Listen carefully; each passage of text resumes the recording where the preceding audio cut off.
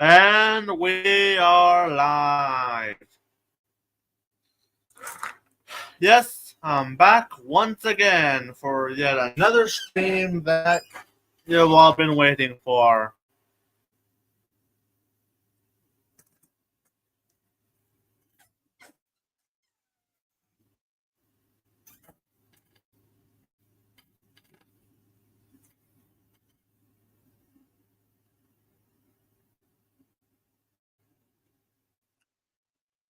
What today's episode? Today's fucking episode.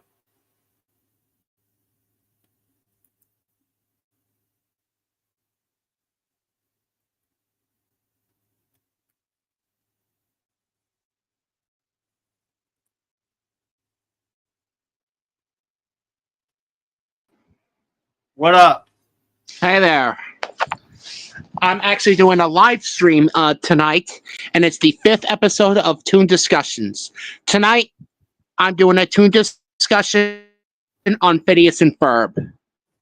Nice. This is our third episode, but the second show we're going to be discussing is our favorite, is one of the classics. What's up? What's up?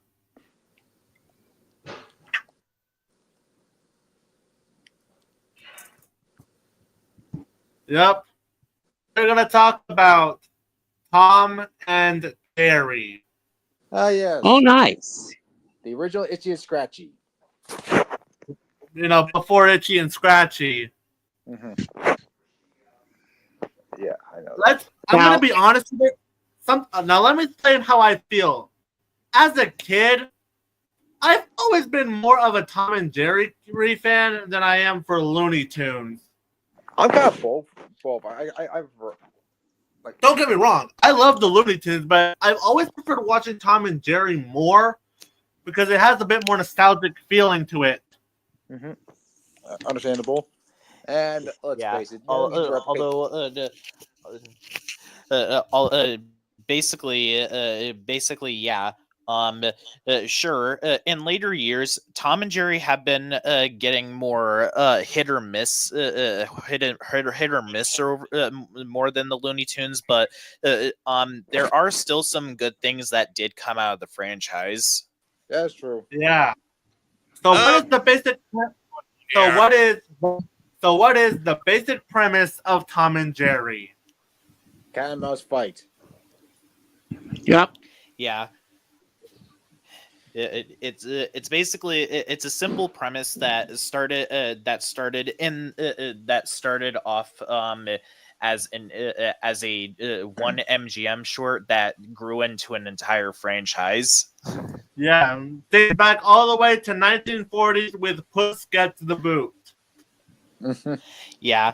Although something to say about the earlier Tom and Jerry shorts is that they were definitely very rough compared to what they do later on. One of the bigger problems with the earlier shorts is that Tom and Jerry look too much like animals, and they even gave Tom a realistic cat scream. Yeah, like Tom's original design isn't the one that we're used to seeing now. Yeah, and I think I prefer Scream. I can't replicate it, but you know what I'm talking about. Yeah, the iconic William Hanna scream. Yep, that's the one. Here's what the original designs were like. Yeah. To get you a bit of a good idea of what we mean. Yeah, I got introduced to the series with this DVD right here. Oh, cool! Cool. I watched that DVD a lot when I was little. Let's see. I watched that DVD a lot since 2010. For me, I was introduced to the new Tom and Jerry's episodes in the 2000s. Well, I was actually introduced to Tom and Jerry either with the original MGM cartoons or the Chuck Jones cartoons.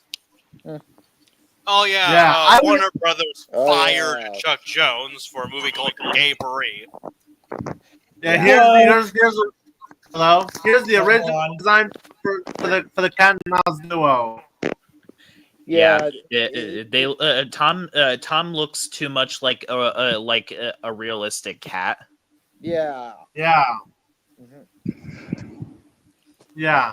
And I And actually I got introduced to Tom and Jerry back when I went on a little vacation where one of the shorts was playing. I don't remember what it was, but I think it was one with a live action skit. But yeah, and later on when I caught it up on TV on Boomerang, some of the old episodes, I actually watched it for a while. mhm. This is before I realized what Tom and Jerry actually was. So yeah. Mhm.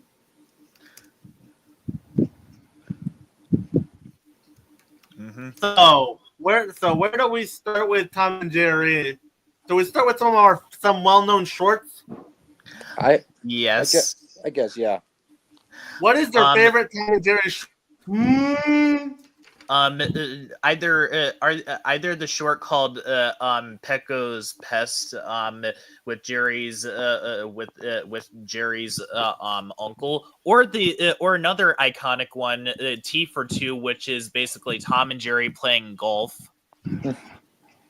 Oh yeah, T for two. Definitely the one where Tom gets suddenly stung in the mouth by multiple bees. Ooh. Honestly, Yeah. Tony, some bees actually work. I put in 3 of my favorites in the private chat. Oh, shoot. So they are Yankee Doodle Mouse. Oh, Solid Serenade, and of course T for two. Mm-hmm. Like Solid Serenade, the one where Tom tries to sing for his little love interest, only for it to go wrong because it makes noises for Jerry. Yeah. And now Okay, I don't how know about we who's don't talk about that for now? talk about what for now. Look at what Smoking Record put in. You'll see why. Yeah. Let's John not Wick talk ass. about that. We'll get to that when we get to some of the movies they've been in. Yeah. boy. Yeah. Hey, John Wick ass. All I will say right now is that the only the 3 Tom and Jerry movies that I do actually like are Blast Off to Mars, The Magic Ring, and Fast and the Furry. That's all right. Yeah. Here's I another Does anyone remember the classic short Cat Concerto? It's been a long Yeah, time. I haven't seen all that was the short that actually got into controversy because there was a Looney Tunes short that released the same year that had a very similar premise to it. MGM was basically another Warner Brothers before Ted Turner came in. Mm-hmm. Yeah. And let's see another well-known short. You know the Tom and Jerry short about Tom trying to make a plan to catch Jerry via using a blueprint. Yeah, I remember. Let's see, it's basically I think it was designed on Jerry. Don't you believe it? Oh yeah, that voice was iconic. Don't you believe it? Yeah, William was basically a genius. Yes. Yeah. Not. Don't Hey, you how dare believe you? it. How dare you talk bad about William Hanna like that, Ryan? What did I do? You talk bad about William Hanna. Yeah. No, I love the shorts. How did I? Basically, the best way to describe the early the MGM era of Tom and Jerry is that it's basically Tom and Jerry's equivalent of seasons 1 to 3 of SpongeBob. Yeah. Another classic short is basically the Zoot Cat.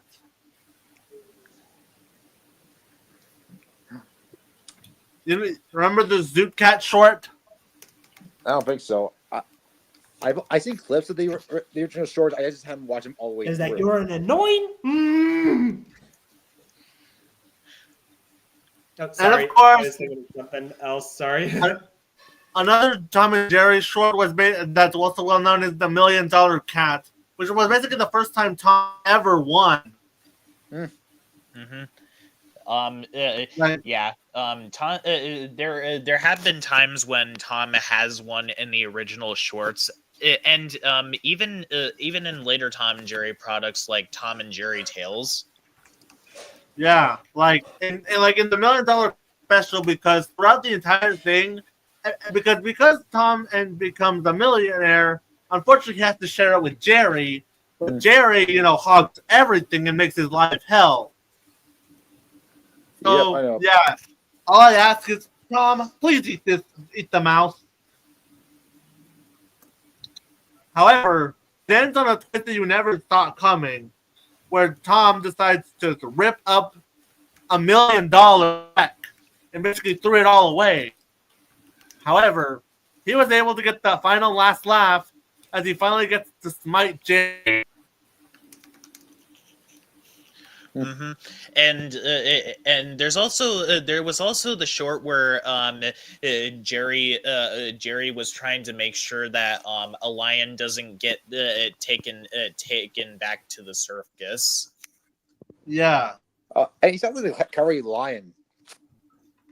Did One of my anyone favorite shorts, from what I recall, that I don't know the name, but it was like I can name two because they both involved a similar premise. The ones where their cousins come over. Tom's cousin is scared of mice. Well, Jerry's cousin beats the crap out of mice. Oh yeah, Jerry's cousin. Oh, and that let the meme. Yeah. I know the name of it. It's basically Knuckle. Wait a minute. Jerry's cousin is basically Muscles. Yeah, Muscles. Mm-hmm. Okay, another Tom and Jerry shirt that I know of is when Tom throws a party around his owner, and she gets a call, and she just runs all the way back to the house and throws Tom and his friends out. There's also the bodyguard, which is pretty much the introduction to Spike, the bulldog, Oh yeah, Spike. Yeah. and he does have a legitimate reason to keep to punish Tom every time he's around. Mm-hmm. There was also the episode where Tom has to keep quiet around Spike and his son due to the fact that they were sleeping and stuff. Oh yeah. Oh yeah, Mouse Trouble. Mouse Trouble basically won an Academy Award for Best Short. Nice. Nice. Okay, there's actually one short I remember where there's a clip where Tom was about to run Jerry with a train, and he had that deranged face on a train. Oh yeah, that short was iconic. Yeah, and but right when the bowling ball hits the floor, he kept that face until he hit the floor. It's like, Yeah. Let's see. Although, sadly, not every short in the original Tom and Jerry era was perfect. We had the infant Baby Puss. Oh, Remember that? What a terrible start for Butch. And it's basically a Tom torture fest. oh. Wouldn't be surprised if the writers of SpongeBob got the idea for Squidward torture. I wouldn't surprised by that too. You know, it's basically Nancy dresses up Tom like a baby, prompting Jerry and Tom's feline friends to make fun of him for it. And because Tom has to get punished, he's forced to swallow castor oil until he vomits. Oh my god. Oh, God. By the way, I'll put something in the private chat. You Fuck fucking no. bastard. Don't give them ideas. Like, seriously, though. What did Tom even do to deserve it? Like, seriously, though, even the song, like, as memorable as it is, it's just more fuel to torture him for no reason.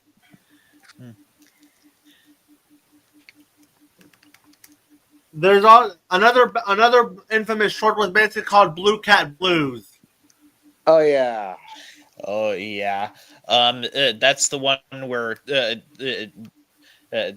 where Tom and Jerry where Tom and Jerry are feeling so depressed to the point where they decided to get onto a train track together, and at the end of the short there's the sound of a train. Yeah. Oh, boy. And it basically implies that Tom and Jerry practically committed suicide. Yeah. Another short that I really didn't like was basically the episode Posse Cat, where Tom's owner decides not to let Tom eat supper until he catches Jerry, which is honestly kind of cruel. Honestly, I remember one short where Manny Two Shoes forbids Tom from sleeping. Yeah, and of course, there's the infamous one that ended Tom and Jerry on a sour note. The original one, basically Todd Watchers. Yeah, basically ending with Tom and Jerry getting arrested for no fault of their own. You gotta be fucking kidding me. What a terrible way to end the original run for Tom and Jerry. But not as terrible as what came next. Oh yeah. But we'll get to that. Yeah. Let's go. Let's stick to some positives for now. Mm-hmm. And I know what the worst thing to come out of Tom and Jerry was. The 2021 movie. Okay. Let's not get into that just yet. Yeah. You better be also careful of a certain someone. Also, back to the good stuff. Quiet, please. Basically, Spike threatens Tom to keep quiet during his nap, but of course, Jerry finds a way to keep making noise.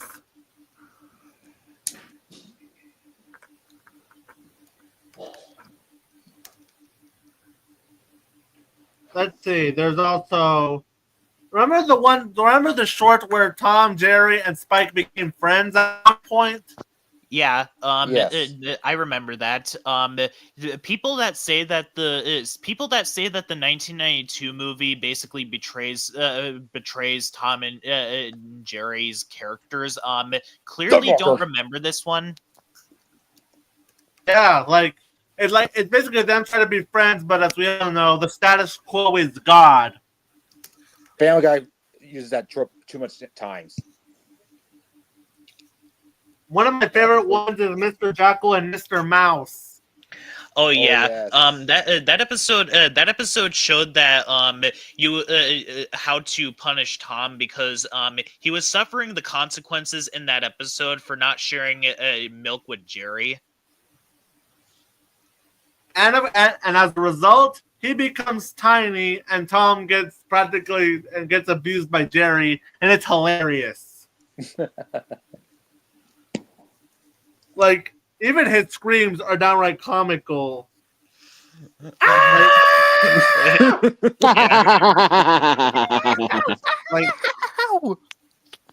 Like Tom becomes tiny. All right, Mr. Jackal. Okay. Oh, shit. And let's see, Mr. Jackal and Mr. Mouse. That ending alone is more than worth. Like, Jerry becomes strong, and it's every bit as funny and unpredictable as you think. And Tom absolutely deserved that punishment for basically trying to poison Jerry. Yeah.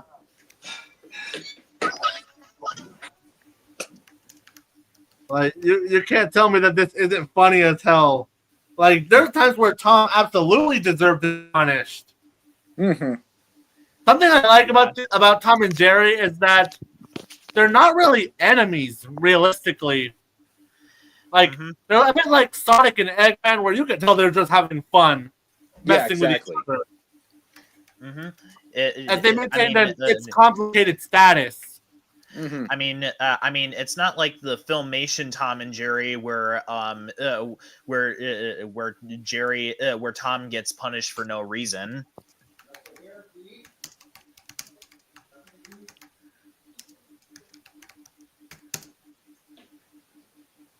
And also another thing to praise about Tom and Jerry is its timing and slapstick. Mm-hmm. Oh yeah. The main selling point that makes Tom and Jerry iconic, like you could tell, they tend to get these episodes done faster, and the way they're crafted, like a lot of these went to theaters. Yeah, it's honestly kind of baffling that that after that they didn't really do anything with the theatrical they didn't really take advantage of the theatrical potential that Tom and Jerry had like after during the time when movie theaters were basically having shorts play before the movie. Yep. Yep. And there are some times where Tom and Jerry did get dark, such as Finley Puss. Yeah. And let's not forget Tom Goes to Hell. Right? Oh yeah, and there's also the episode Puppy Love where Jerry where during a rainstorm Jerry ends up bringing a puppy into the house, but Tom ends up kicking him out, and as a result of this, when Tom kicked them out while it was raining, Jerry and the puppy almost ended up drowning in a sewer. Jeez. Yeah. And another one is also Tom's photo finish. Another example of how to punish Tom for when he does something wrong, because he tried to frame Spike. Mm-hmm. Because Tom tries to eat a chicken. Yeah, and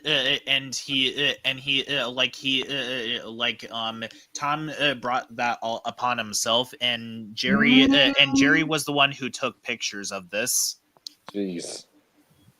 Yep. And of course, there's also Pet Peeve, which is basically Tom versus Spike. Oh, that's Trying that to- one. I hated trying that one. to- Huh? Yeah, You I hated I that hated one? Oh, it's basically Tom versus Spike because they found out that one of them is going to get kicked out of the house, so they might as well try to find ways to not get kicked out, only for both of them to be out of here. Yeah, of course. Mhm. I never seen that a long time ago. Because spoiler alert, they have too much food. Mm-hmm. Oh. Of course. Oh, boy.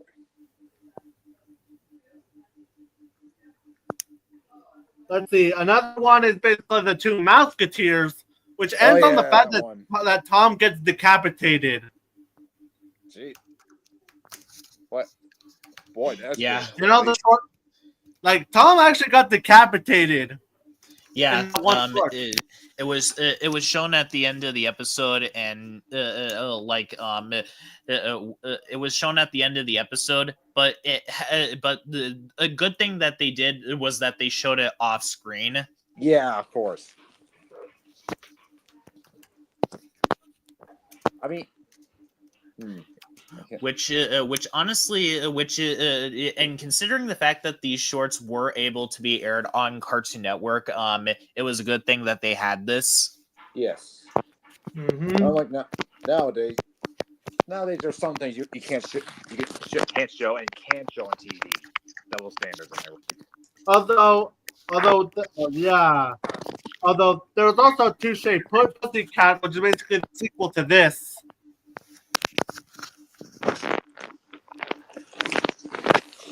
And of course, there's also Pup on a Picnic, which I remember that being owned to the joke of the sucker joke.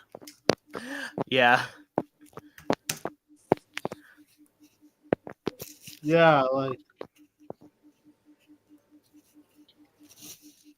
This is though. So, let's see another well-known short that we quite remember being quite good actually.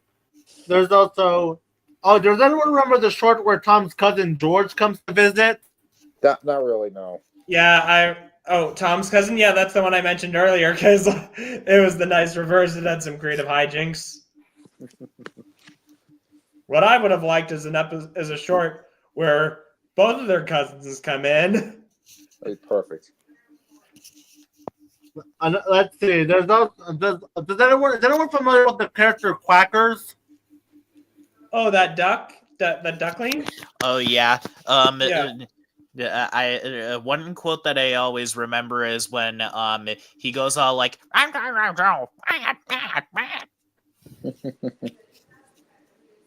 Like he's pretty much oblivious to the fact that Tom tries to eat him. Mm-hmm.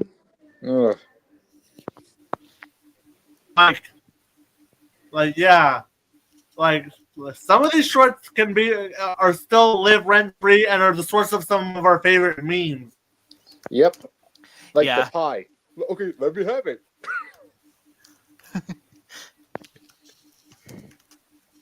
Like, what is the funniest Jerry moment you'll ever watch? Oh, the one where the one in T for Two where Tom Tom and Jerry were playing golf, and the golf ball ended up going into Tom's mouth, and then as soon as that happens, he gets angry and decides to run towards Jerry, and then Tom repeatedly gets smacked with golf clubs. Top that up with getting bees in the mouth. That sounds painful, doesn't it? Sure Yeah. does. It does. Yeah, a lot of people seem to hate Jerry for some reason. Like Yeah, I noticed that too. like Jerry is not even that bad in the original era. The worst that Jerry has ever been was in the Filmation era of the franchise. Yeah. Mm. During 1940 all the way to the 1950s, Tom and Jerry was peak. This era of the franchise is basically their equivalent of SpongeBob seasons 1 to 3. They've Definitely. never been able to come to this level ever since. Mm-hmm.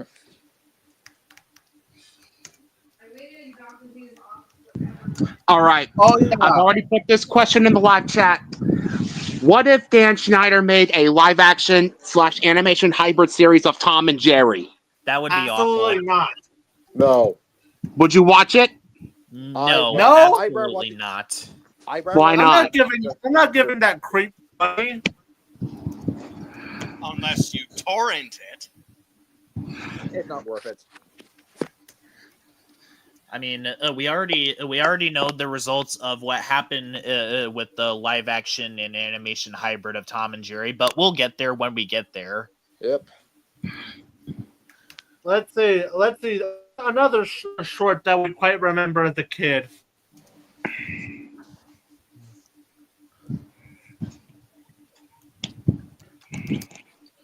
Oh yeah, you know Tom's love interest Toodles? Yeah. Yeah. Like he basically simps for her. And there were shirts where he tried to get with her, but we all know that doesn't go well.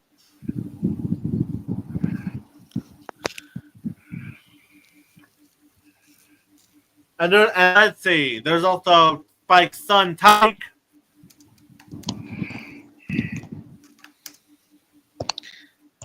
And there's also Jerry's friend Tuffy. Yeah. Tuffy or Nipples, whichever they like to go with. You know, the one with a diaper?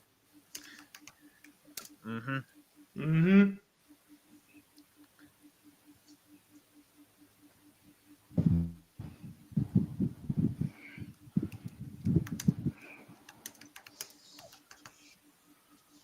Yeah. Tom and Jerry was at its all-time best with this era. and it's practically the equivalent point where there's where I'm glad archives from the theatrical run exist. I kind of wish they would be Exactly. shown in theaters again. I would love to see them all in theaters.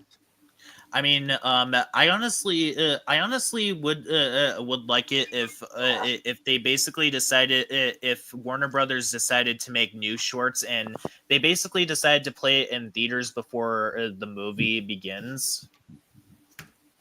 But then again, Warner Brothers hates animation. Yeah, All because of David Zaslav. David Sleazebag.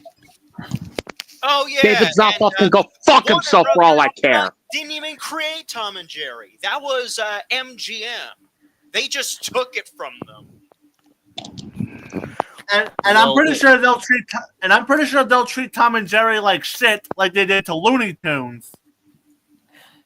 Like literally, the only most famous things that MGM has left are the Pink Panther shorts, the universally acclaimed Secret of Nim, and the one of the most controversial animated movies of all time, Fritz the Cat. That's all they have now.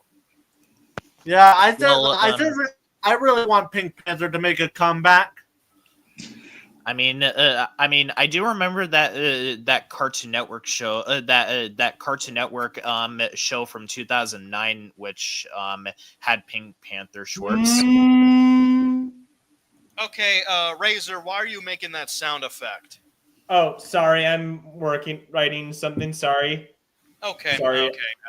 I was wondering where that came from. All right, I need to go off topic for just a second. If you guys have seen me, if you guys know me, I cut ties with Felix Core last month. Yeah, I think I saw you say something about that. Yeah. Oh yeah, you should cut ties with Mighty Puff's fanboy. That she'll be on video should explain a lot. Although from what I heard, it seems like Mighty Puff's fanboy might improve. Yeah. He's currently on a year-long. He's currently on a year hiatus. All right, let's get back on topic. Okay, Uh-huh. okay, let's go. Basically, Tom and Jerry have not been Tom and Jerry have not been able to get up to the levels of the original MGM era ever since. I mean, yeah, there are some good things that came out of the franchise, like Tom and Jerry Tales, as well as the 2014 Tom and Jerry show. But basically, they're still inferior in comparison to this era. One thing I did like about the MGM opening is the Jerry roaring in the intro. Yeah. That was Yeah. not much. Unfortunately, it's going to be downhill from there because we talked about all the shorts we have the most memory of. Now it's time for Gene fucking Deitch. If the best way to sum up the Gene Deitch era is that it's basically Tom and Jerry's equivalent of season 6 to 8 of SpongeBob. Yeah. It's often regarded as the worst era for the cat and mouse duo. In fact, I And personally, the quality of the shorts, like I can't even imagine that a big name company on the same level as Warner Brothers at the time would put out something like this in theaters. yeah, and the strangest part of it all is that these shorts were able to be released in theaters, and they used such simple designs that they could have easily gotten the slapstick right. yeah, and you wonder why this era lasted for only a year. With, I shit you not, 1, 2, 3, 4, 5, 6, 7, 8, 9, 10, 11, 12, 13 shorts. It only lasted for 1 year with 13 shorts. Exactly, and also an interesting fact to note about 3 of these shorts is that they're actually rarely shown on Cartoon Network or Boomerang because of insensitive material and depictions of animal abuse. And you can see exactly why, because all 3 of the shorts star the worst owner in all of Tom and Jerry. Yeah. The three Yeah, I infamous, kind of get scared when I see him. yeah, the infamous trio of Down and Outing, High Stakes, and Sorry Safari. Ironically, MGM owns one of the most controversial animated movies of all time, Fritz the Cat, after Ted Turner came in and took everything from them. MGM had to actually outsource the animation from Rembrandt to Rembrandt Films. Okay, let me explain you something. Let me explain you something.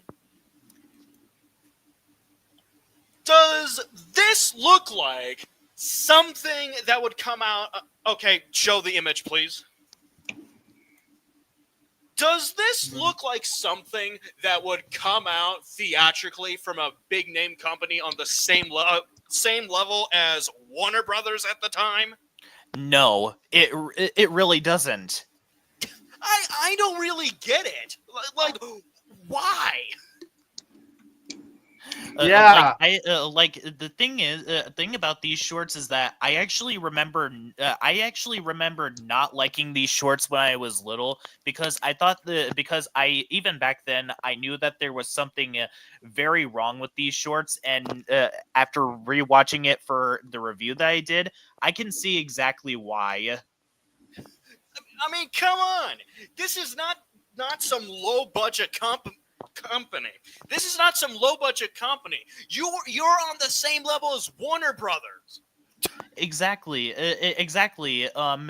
Maybe they could have gotten any other animator to. They could have gotten someone else to do this. Like, I get that they couldn't get William Hanna or Joseph Barbera back because they were basically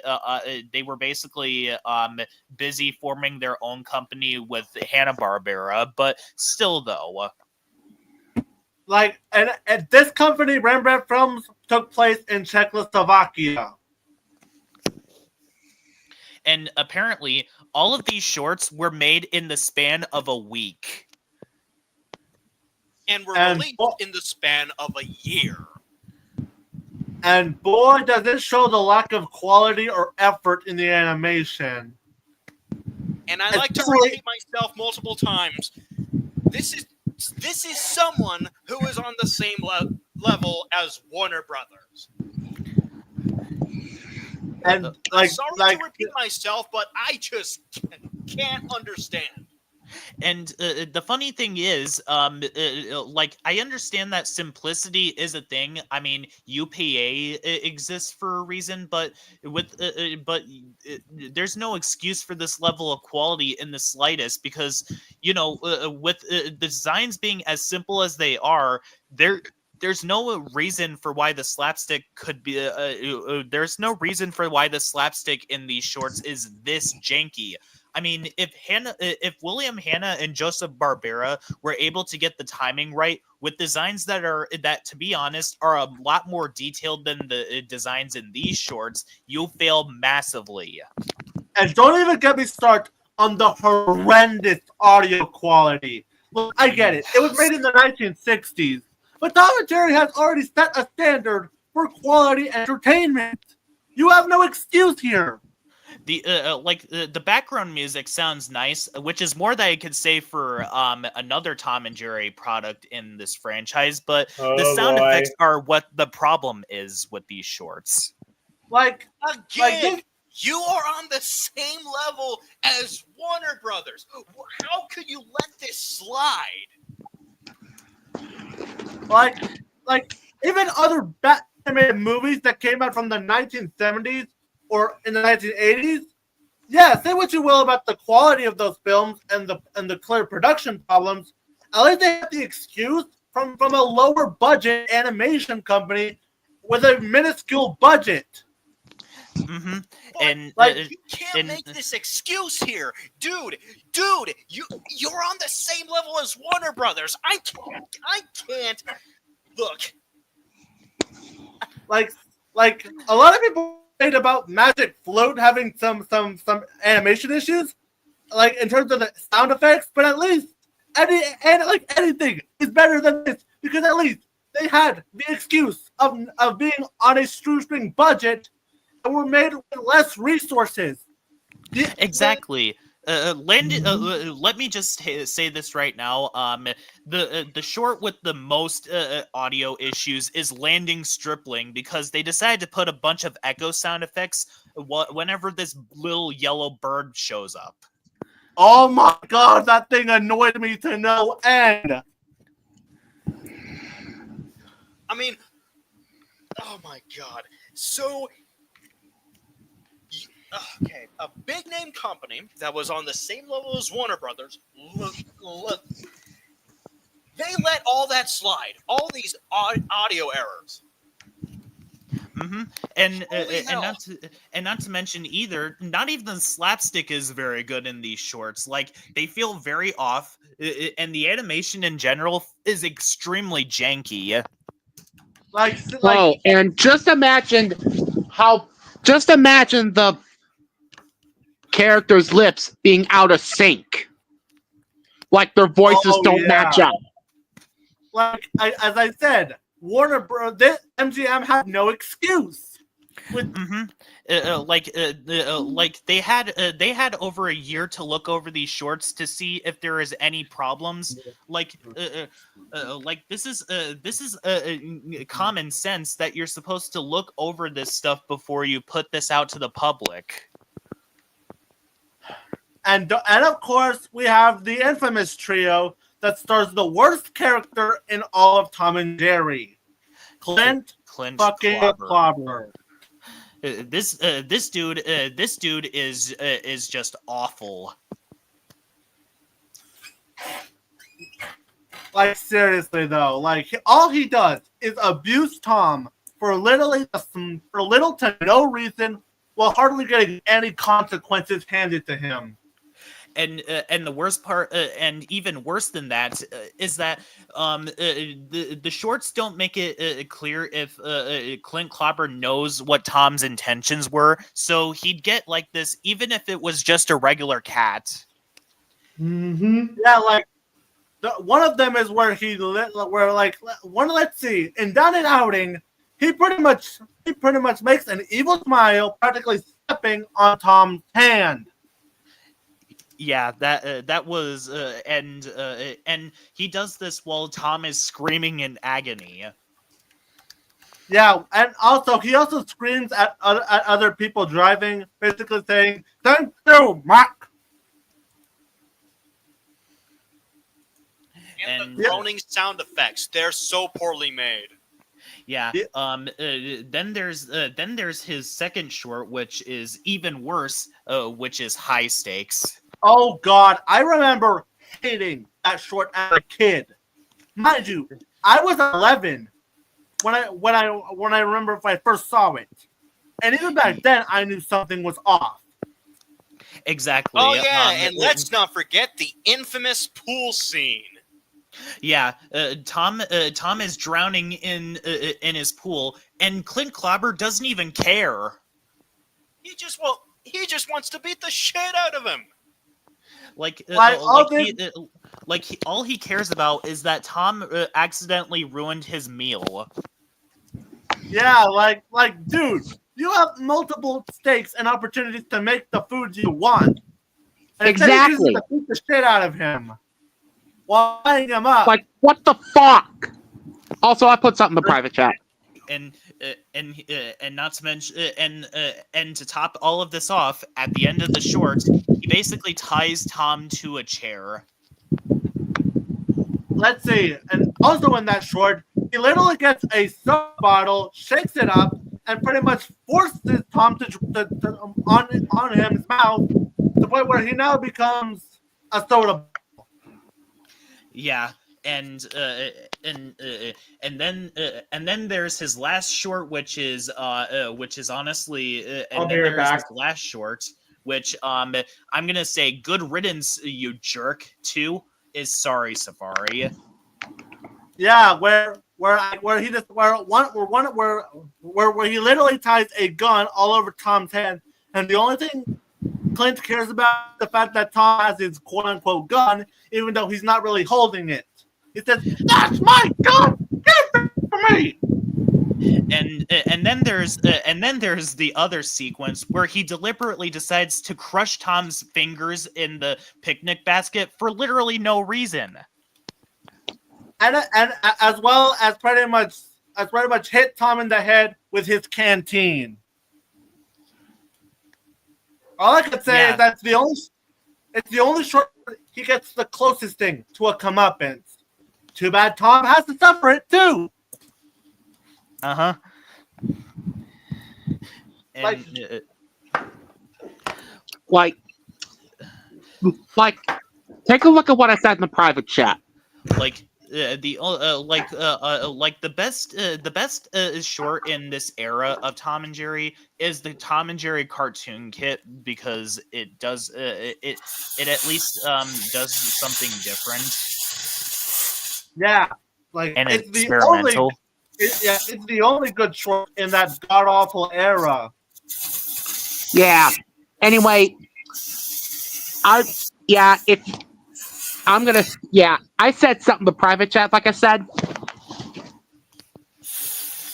I tell them to please do fucking better is what I would tell them. All right, what would you do, Sean? What would you do if you were in that studio?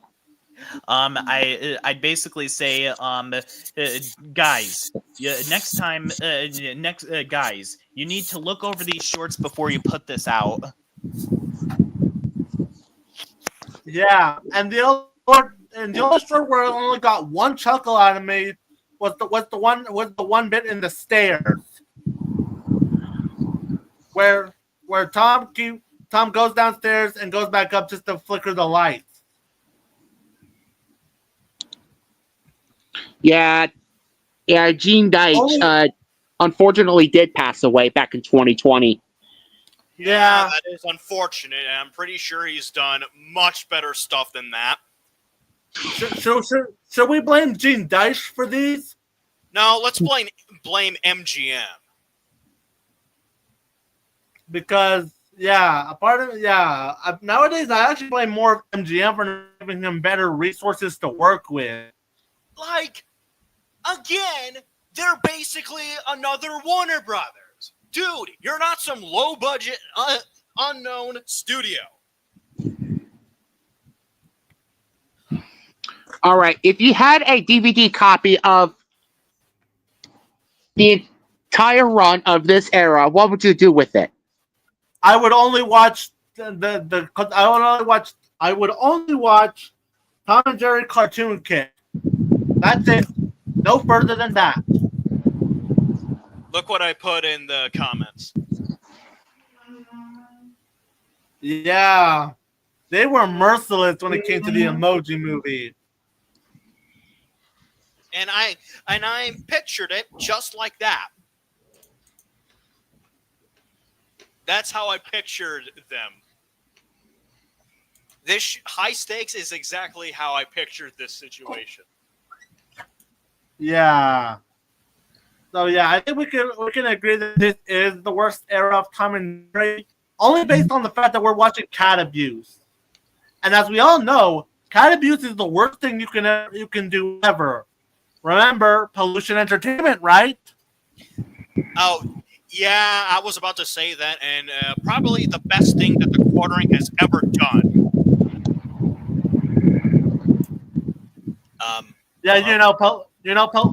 Pollution entertainment, right? Yeah. Yep. Quite possibly the best thing that the Quartering has ever done. Yeah. Like how Matthias is not in jail, I will never know. I don't care if he was 15. He killed animals. I remember when I looked at his video years ago, it had like 600,000 something dislikes. Yeah, And- pretty monstrous. Yeah, was it filled with comments telling you to get off the internet? Even Penguin Zero made a video on him. Like, look, when you end up with Penguin Zero or Deadwing Dork, you're screwed.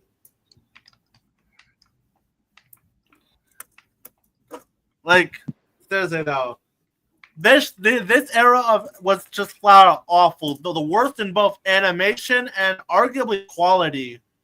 Mm-hmm. So the next era is thankfully not as bad, but pretty, the Doug Jones era. Right. Okay, has anyone heard of the movie Gay Pareem? That's how he got fired. Gay what? Gay Pareem. Hey, Paris. Oh. That's I'll how say he this. that's how he got fired, because he worked for a production company.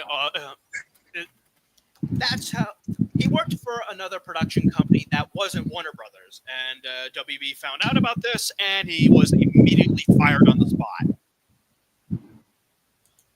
Look, let's say for the record, we do have a lot of respect for Chuck Jones. After all, he was responsible for that Grinch animated film back then, right? Mm-hmm. Yep. So it's not to say Chuck Jones isn't talented. He is talented. But overall, these shorts were kind of They're not good, but they're not terrible. They're just mostly kind of forgettable. Like with even other eras, I'm able to remember some positive thoughts. Jones kind of leaves me like going, what? Like, unlike the Gene Deitch short, where that one was memorably awful, this one doesn't have much either good or terrible. Like, let's see if we remember some of these shorts. If they ring a bell.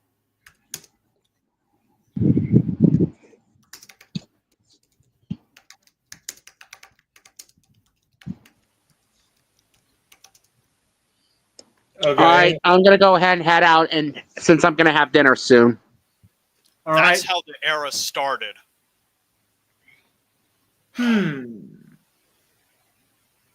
Like, the only short I can kind of remember is Oh Solar Meow.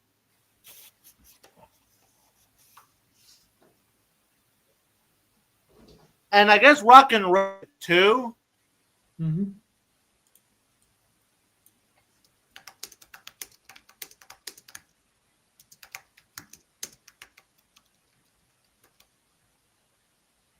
And of course, but the one that I think I most remember, but not in a good way, is probably the worst short of the bunch. Basically, Jerry, quite contrary.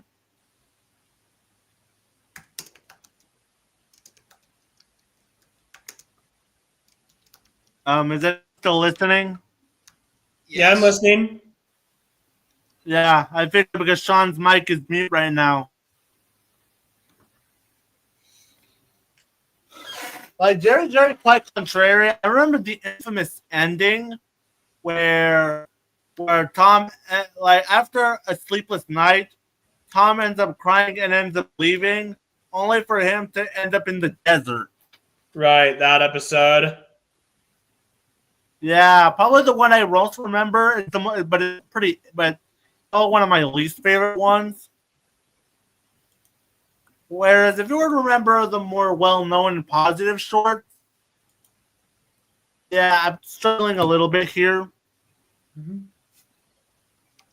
Although, Okay, let me give out some backstory. Chuck Jones has been under an exclusive contract with Warner Brothers and worked on this film in violation of his contract.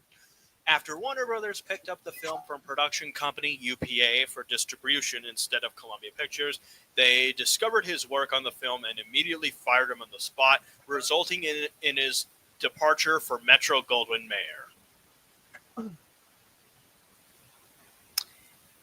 Yeah, it really sucks. Yeah. Mm-hmm. Sean, are you still here?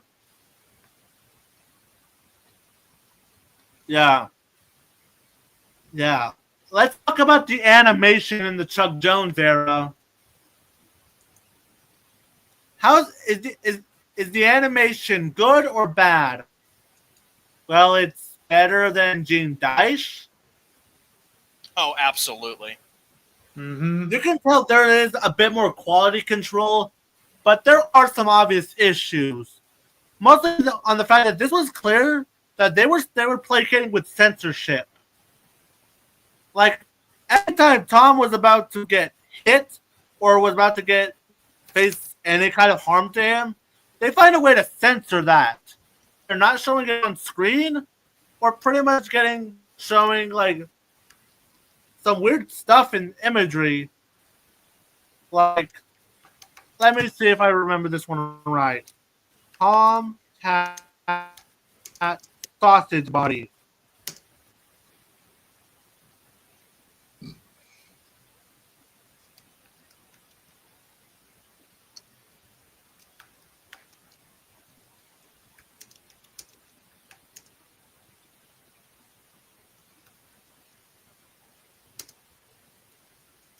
What is? Oh, sorry.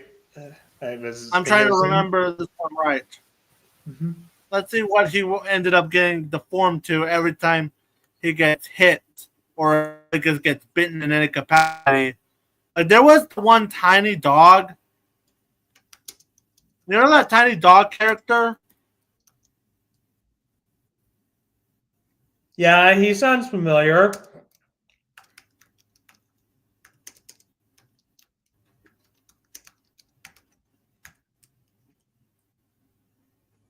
Yeah, like you could tell that these shorts were mostly playing it safe, Mhm. and you can tell that they were either in fear because the last one was way too violent for their standards.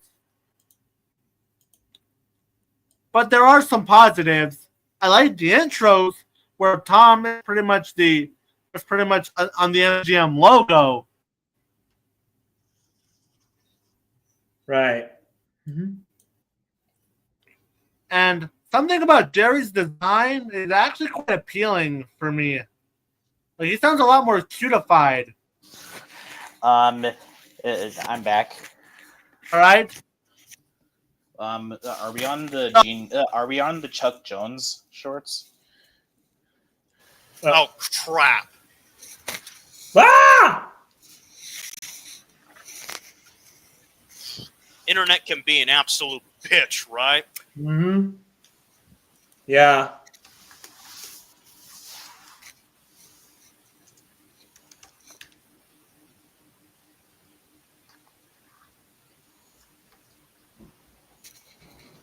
All right, I'm back. All right. Yeah, internet can be such a bitch. Yeah. Right. So, what are your thoughts on the Tom and Jerry Chuck Jones era? I think it's okay. It's okay, I guess. Yeah. Like any particular thoughts on animation and some shorts you do remember?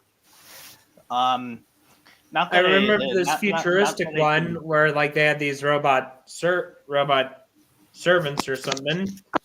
I mean, I do like the I do like the short where they basically pay a love letter to the original era. Mm-hmm. Yeah. I mean, the best way to sum up the shorts in general is that if seasons 1 to 3 was of SpongeBob was basically Tom and Jerry's equivalent of the Tom and Jerry's equivalent of seasons 1 to 3 was the MGM era, and seasons 6 to 8 was the Gene Deitch equivalent. Seasons 4 and 5 of SpongeBob is basically this equivalent of Tom and Jerry, the Chuck Jones era. Yeah. Let's see. You remember the infamous Jerry Quite Contrary short I just mentioned? I think so. What was it again? It was basically where it ends with, where it's basically Tom tries to sleep, but by the end, it's hit on the head with an anvil, and which leads to him crying, leaving, and ends up in the desert. Oh, Yeah, right, I yeah. remember. Like, even as a kid, I never really found it funny. I mean, one thing that I will say about these shorts is that the animation is absolutely beautiful. Yeah. Mhm. Like, yeah, it's way better than Gene Deitch. You can tell that this one has clear quality control. Mhm. In fact, although, is there anything with the violence in the Chuck Jones era that was kind of off?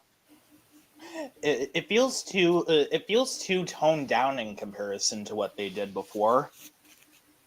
Like, some of them, like most of the deaths happen really much off screen. Any casualties or practically get censored. Which is honestly strange because Chuck Jones also did the Wile E. Coyote and Roadrunner shorts. Oh. So there is a semblance of quality control, but it's nowhere near as good as the original era. I mean, it's still better than the Gene Deitch era. Yeah, but that's not saying much. Mhm. Oh yeah, I look at the 2 comments I have here. Oh yeah, Mhm. it shows Chuck Jones does have a legacy. Oh yeah, Mhm. and the last one. Oh, I remember the Phantom Toll Booth. I remember watching that movie when I was in 6th grade. That was We'll have to the check out last that thing movie that sometime. Chuck Jones has ever done with them. And then they parted ways and shut down the studio. Yeah. Apparently, Warner Brothers decided to fire Chuck Jones because he took part in a movie called Gay Paris. Already Mhm. showed that. Yeah, Yeah, we talked about that. Yeah, apparently, but for a short. To keep it short, he worked for a production company that wasn't Warner Brothers, which in this case was UPA. yeah. And That's move on to the, and now we move on to the next Tom and Jerry era, the 1975 series. But most of us haven't really seen that. Right. Mm-hmm. So on to Sean's favorite Tom and Jerry era, Filmation. No. To me, this out of all the Tom and Jerry products, while this is not the worst of them all, like their crossover with Willy Wonka is the worst, but out of all the eras in which it was basically in a 6-minute format or in a or the regular format for an animated series, this one is the worst. To me, it's the second worst, but yeah. The Filmation ones, the ones I never really cared for as a, albeit I just found them kind of forgettable. Although looking at it now, yeah, I can see why. Filmation, the only thing that they're most well known for is He-Man and She-Ra. Have to check out those series sometimes. I remember He-Man and She-Ra as a kid back when I was watching Cubo. It aired on the Cubo Night Owl. Huh. They also had Brave Star and even did a Ghostbusters cartoon at one point. Oh, right. Yeah, I've seen episodes of the Ghostbusters cartoon. I thought it was actually pretty good. Yeah. But yeah, Filmation, in terms of animation quality, whereas every other series they have done at least had a semblance of quality control, this in Tom and Jerry was lacking to some degree. Plus, even ignoring the fact that this show was released on television, there are obvious animation errors that it's baffling that they decided to let slide. Like, even by that standards. Like, is it as bad as? This is a big name company that's on the same level as Warner Brothers. I mean, Filmation was not as high quality as Hanna-Barbera even was. Albeit, is the animation quality worse than it was in Gene Deitch? Yes. Like, yeah. This was probably Jerry at his worst. Even more so than Gene Deitch. Like, how unlike, like, there was, like, an episode with heavy booking. Uh-huh.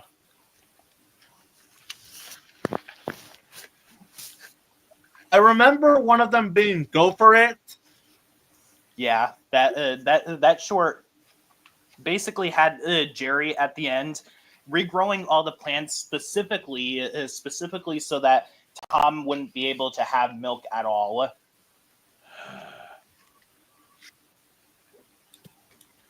Like, it's called the Tom and Jerry Comedy Show. We're not laughing. The comedy in these shorts is just not funny. Like, there's these wraparound segments where they tell very bad puns. I'm surprised they didn't even call it the Tom and Jerry Horror Show, considering how bad it looks.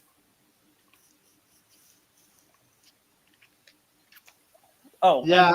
The background music in this show is absolutely atrocious as well. And don't even get me started on the way they portrayed Spike. Like, Droopy ones, he's fine as an antagonist, but when it comes to Tom and Jerry, he's always his number one simp. Like, say what you want in Hanna-Barbera, but at least Spike had an actual reason to keep protecting Jerry and scrutinize Tom. Because either A, Tom is either making some noise while he's trying to sleep, or B, Jerry actually saved Spike. So he was able to actually give Jerry what he wants. Why do you think he's the bodyguard? Mm-hmm. Like, the way Spike is portrayed, he's like even design-wise, I don't even like him in his design. And also, this era's voice acting is horrendous.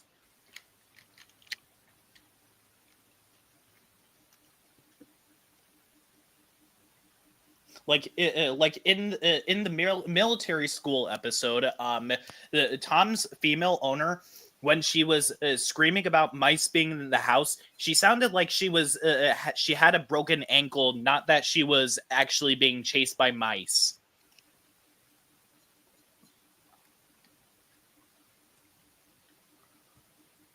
Let's see.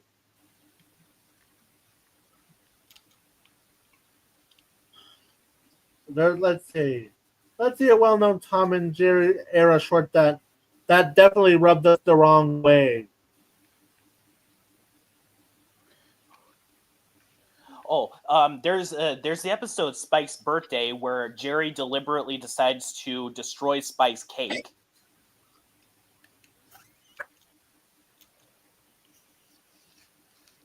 Like, let's see, there's another one where it's basically a school for cats where Tom is sent to Tom and Jerry, where Tom is sent to military school coach to Spike. We all know how that turns out. Mm-hmm.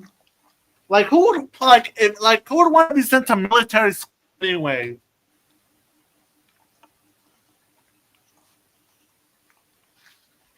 Nobody.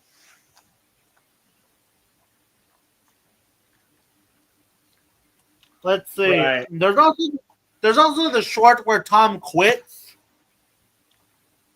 But of course, Jerry being the selfish ass, he tries to get him back on the job, not because he cares about Tom's self-interest and how he's treated, but because he doesn't want to get exterminated. Yeah. Of course. Like, bruh, can you at least show that you at least care about Tom to some degree? Right, you two have teamed up before. Mm-hmm. And like at the beginning of that episode in particular, Tom's owners show that they do not care about Tom at all.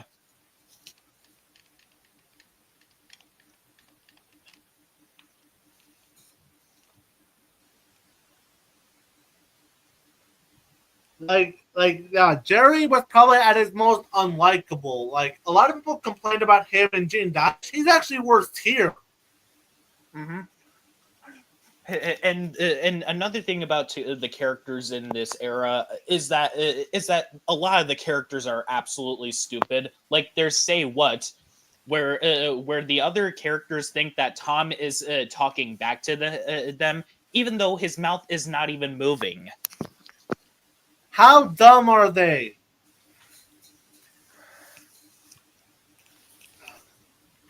Like, and how is Tom portrayed in this era? He's portrayed as incredibly sympathetic, even though the original shorts have shown that he can be selfish and unlikable enough to where he deserves it. Mm-hmm. Yeah.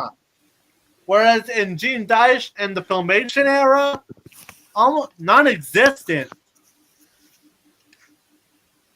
Except in the Filmation era, it's even worse because even in the Gene Deitch era, there were times where Tom did act like a jerk and enough to where he deserved Jerry's wrath. Holy hell, you are not going to believe who worked on this show. Look at the last credit. The last credit, let's look closer. Oh no! Who is it? John Krzyzewski. Dun Fuck. dun dun. Yeah. John Krzyzewski, everyone's quote-unquote favorite cartoon creator. The guy who was a It was back in the 1980s, so... Yeah, Makes sense.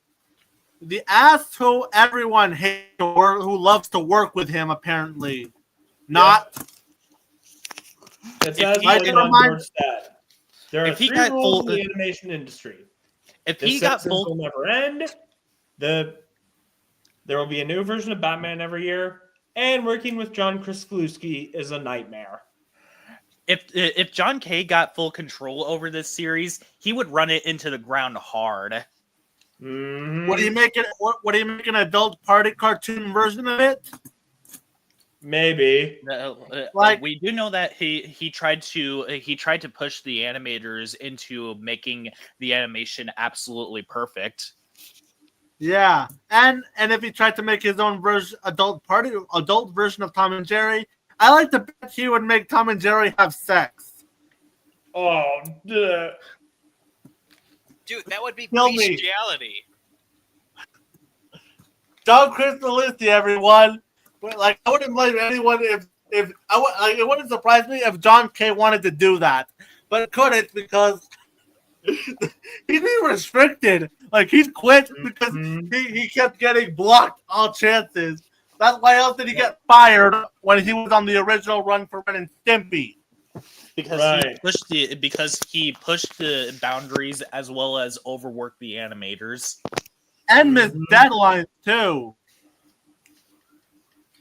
Although, thankfully for MGM itself, this wouldn't be the last animated production that they would work on before Ted Turner came in. In fact, they ended off with a bang with. Show the picture. This was MGM's last animated production before Ted Turner came in. Oh yeah, the infamous Nostalgia Critic video. All right. No, the movie itself. Yeah, I mostly knew that the playing Pink Floyd's The Wall because because of the infamy that video got. Mm-hmm. I have Yep. the DVD of that. Man, Yeah. MGM certainly went off with a bang and certainly redeemed themselves after that stupid show. It's honestly a miracle that they went out with a bang. Yeah. Until Meanwhile- someone named Ted Turner came in. And of course, because John Kricfalusi's career ended on a downward note, Mm-hmm. which he brought completely on himself. Okay, so let's start with the next era with, let's not go with a series, but let's go to a bit of history with Ted Turner. He basically bought MGM, bought MGM, but turned it down at the last second because it brought him financial debt. And he sold it back, except everything that they've ever made. Let's start with the next Tom and Jerry series, Tom and Jerry Kids. Except this time, they're the I'm gonna be helping. I have to empty out the dishwasher real quick. Be right back. But the best way to sum up the Tom and Jerry Kids is that while yes, it doesn't play things quite as safe as the Tom and Jerry show from 1971, and it is definitely not as badly animated as the Filmation Tom and Jerry. This series couldn't do slapstick as well because it was done overseas, and also they're basically having slapstick being done to children versions of the characters. Yeah, and yet somehow Spike is still an adult in that series. without the Yeah. company that made you, you are definitely screwed.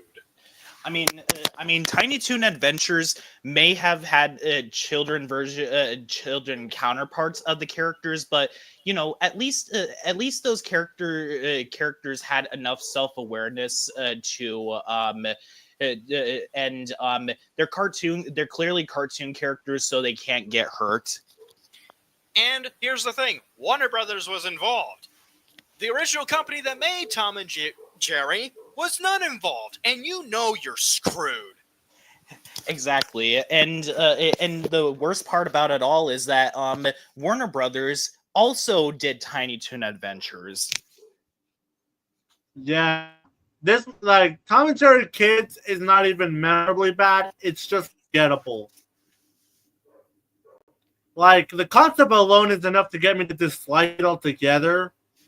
I never understood why this trend of make iconic childhood characters turn into children was such an appealing concept. I mean, in the words of Phantom Strider, how about Tom and Jerry adults?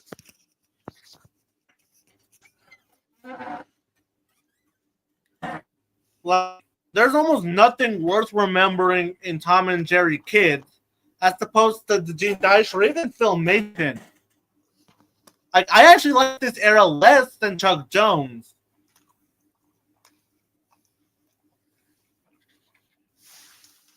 Just on alone. I mean, the only thing worth remembering about this show is the theme song.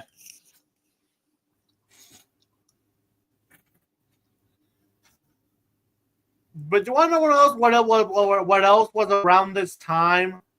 Around the time of Tom and Jerry Kids? We had the first ever theatrical released fully animated movie, Tom and Jerry the Movie. I think that this movie is pretty overhated, if I'm being honest. I agree. I actually think it's a guilty pleasure for me. I mean, at least it's better than the 2021 movie. Oh wait, because I said that, A Critical Human is probably going to go after us. Yeah. I remember watching this movie a lot as a kid, and I remember quite enjoying it. There are things to like about it. First off, let's address the elephant in the room. Tom and Jerry talking is not a problem. Mm-hmm.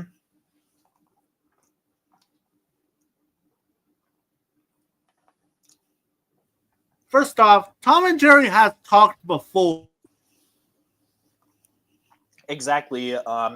We all know the iconic line, "Won't you believe it?" As well as we had Tom talking about, "Hey, pie. Can let me have it?" Yeah. So, and Tom and Jerry have talked to each other before as well. Something So, worth noting in the comments.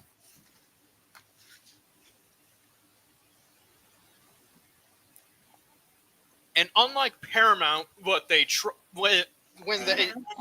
unlike Paramount, which okay, I have some problems speaking. Unlike Paramount, which they tried to put out Coonskin, MGM actually successfully put out this one to their name. Yeah. And let's talk about Tom and Jerry the movie. And regardless of what Nostalgia Critic will tell you, this does not break the formula. For the record, we have seen Tom and Jerry team up before. Like we also seen them become friends before. So this movie actually capitalizing on that narrative personally wasn't an issue. I mean, we know, we all know about the shorts where Tom and Jerry try to catch a baby. Like, regardless of the fact that there's some of the weaker shorts in the original era, they did do this before. All right, ready? Let me quote this. One custard pie. Let me have it.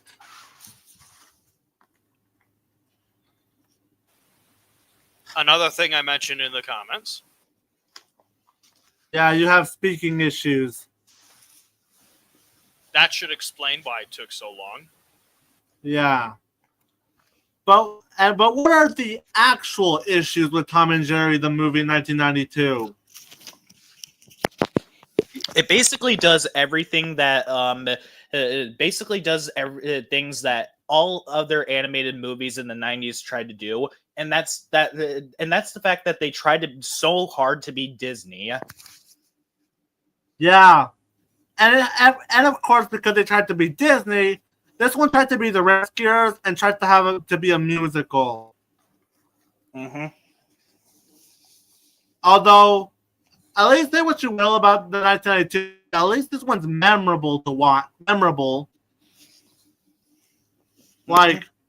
Like this movie was responsible for the. We've got to have money. Oh yeah, just like the producers of this movie. Mm-hmm.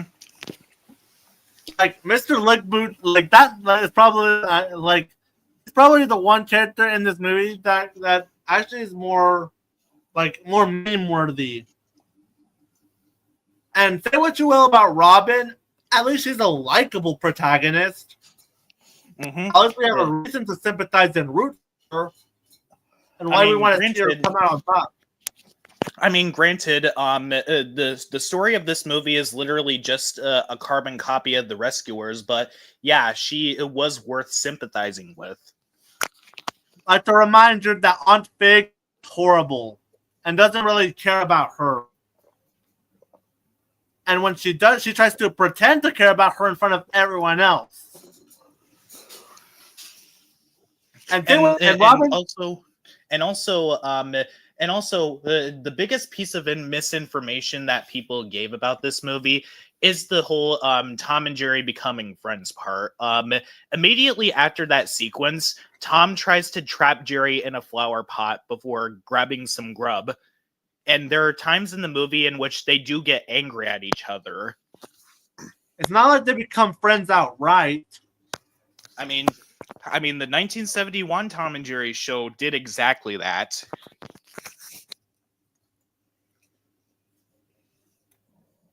Yeah, and let's talk about this some of the soundtrack in that movie. Let's see, we have from what I'm trying to remember and process this movie from my memory. Where do we care about mice? Where do we care about sweets? There was also the most one that I remember the most. Money is such a beautiful word. This is definitely Mr. Krabs' song. Yeah, as well. Yeah, you can actually apply this to any company actually of Disney. Yeah, this is Disney's response when we ask, why did you remake the original Lilo and Stitch? The original movie was great the way it was. We've got to have money. Let's say there was also Friends to the End.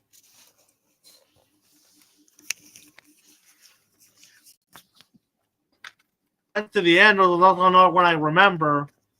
Like it's basically them. They're quintessential. They have to be to get along, but of course that doesn't happen until later on. Mm-hmm. And of course, there's Mr. Applecheek. I mean, Dr. Applecheek's song. Basically, the other well-known villain song. And Like- the thing about these songs is that unlike with Disney and what they were putting out at the time, none of these songs were very memorable, and you can't really remember the names of them off the top of your head. Yeah, you can only remember it via characters or the memes it spawned. Like the Applecheek's Dr. Applecheek's walking alone sputtered a meme. Mm-hmm. Which is basically what EDP was trying to do when he was trying to get a cupcake from a 13-year-old girl. Yeah.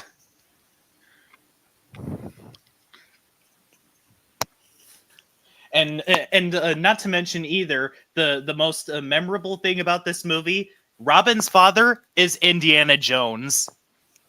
Dun dun dun dun dun dun dun dun dun dun dun dun dun dun dun. Yeah. And of course there's also the opening intro, which is basically Tom and Jerry at their most faithful. Yeah, although one thing to note about the opening sequence is that they actually show real blood when Tom gets sliced open. Like Tom's dead. Oh wait, cats have 9 lives, but Tom is eternal. Mm-hmm. Okay, imagine if Turner gave this movie to MGM as a distributor. That would honestly make the movie a lot better. And to be completely honest, like I meant the same movie, but they give it to MGM. Oh, I honestly That would probably don't know. undo everything that Pink Floyd The Wall did for them. Yeah. But yeah, Tom and Jerry the movie 1992 gets way too much hate. Oh yeah. Yeah. Speaking of EDP, I did this stupid meme for Ethan's streams.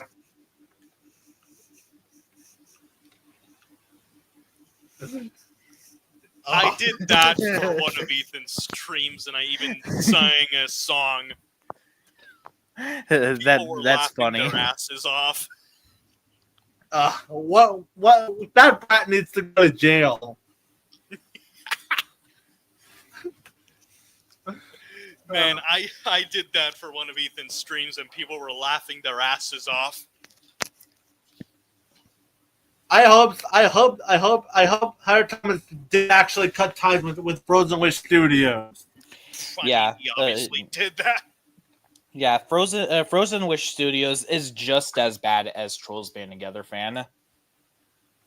But anyways, now that we talked about Tom and Jerry the movie, let's talk about some of the movies before we get to Tom and Jerry Tales and the 2014 series. All right. The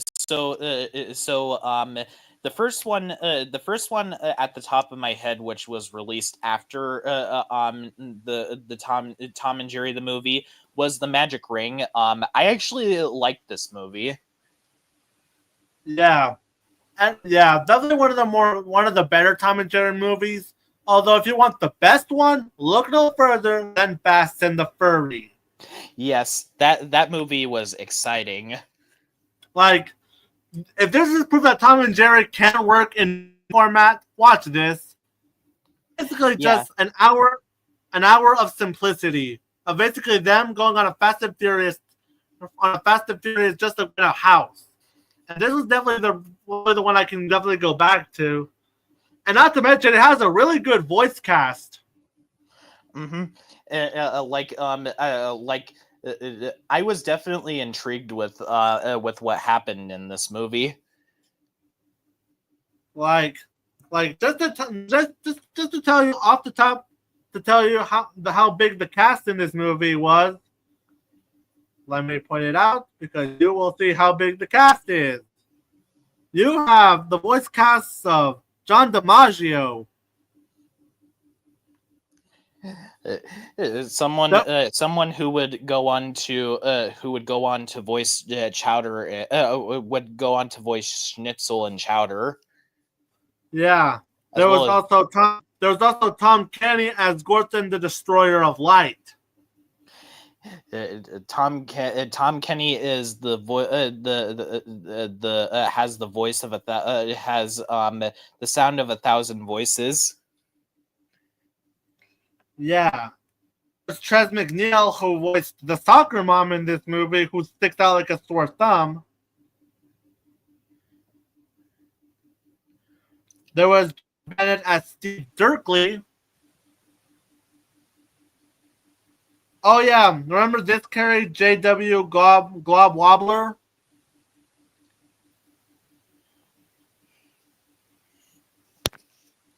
There was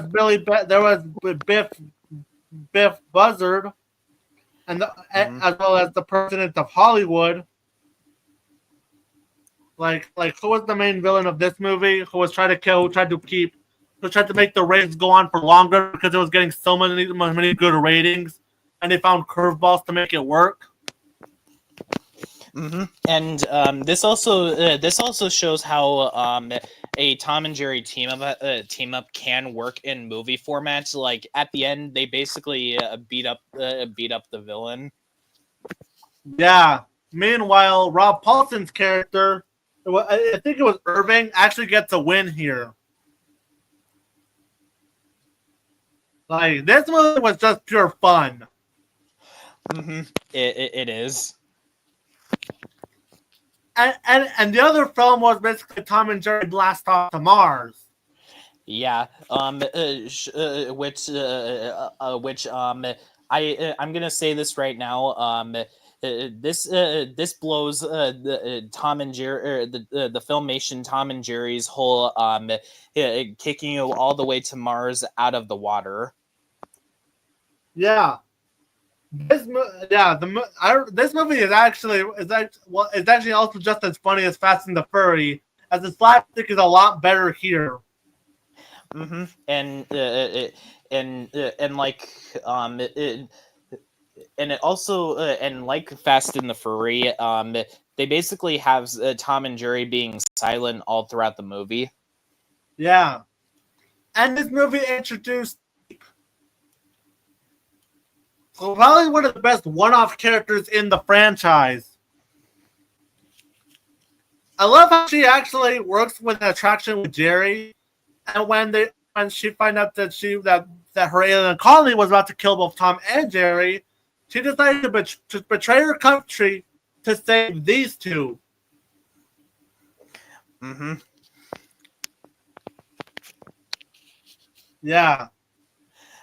Although the saddest part about this is that this is probably the peak.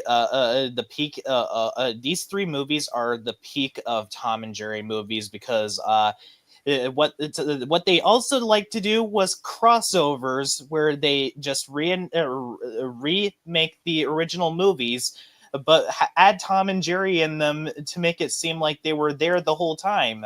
Just like those live action Disney remakes, except those movies are done in live action. These are done in animation and have Tom and Jerry in them.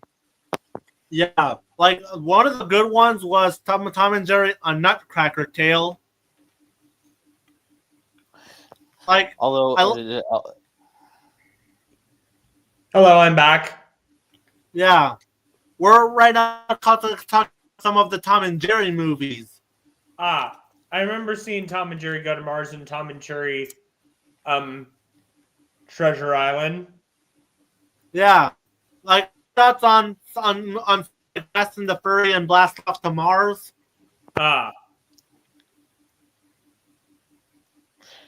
they're definitely the peak of Tom and Jerry movies. Yeah, and there's also A Nutcracker Tale, which I love. I love how they actually decided they made a pretty good choice at keeping Tom as one of the as a soldier as a soldier as opposed to him being the Cat King. Huh. That was nice.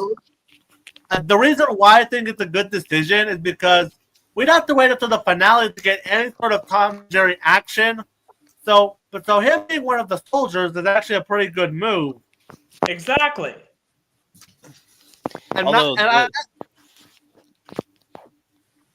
like, of all of them, yeah. What other things in A Nutcracker Tale did we like? We liked the score. Yeah, I liked that sequence where they were trying to basically exit the dragon's cave while trying to be as quiet as possible. Yeah. And the Cat King was actually pretty funny, actually, for what little screen time he had. Like, you can tell that that even though he's meant to be a threat, we don't take him seriously as one. But still works. Right, I thought of an those idea kind of for this villains. podcast. Yeah, that would depend on our familiarity with it. Mm-hmm. There's only like 16 movies that they released from that time period. Whoa. Yeah. I'm gonna have to get caught up with all of them. Same here. Never familiar with them. Unfortunately, there is one movie that I'm a bit familiar with, Yeah. which we'll get into later. And as the future Tom and Jerry movies, there was also Shiver Me Whiskers, which I watched, but don't have the strongest memory of it. I watched it too. Like, if you were to describe what Tom and Jerry white noise would be, it would be Shiver Me Whiskers.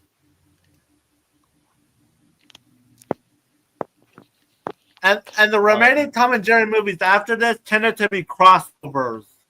Yep, Mhm. we had the most one of the more there was Tom and Jerry meet Sherlock Holmes and Tom and Jerry and the Wizard of Oz.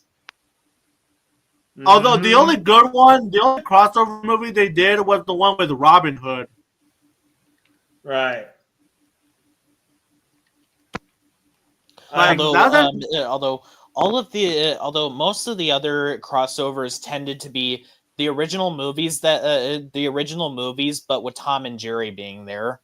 Mm-hmm.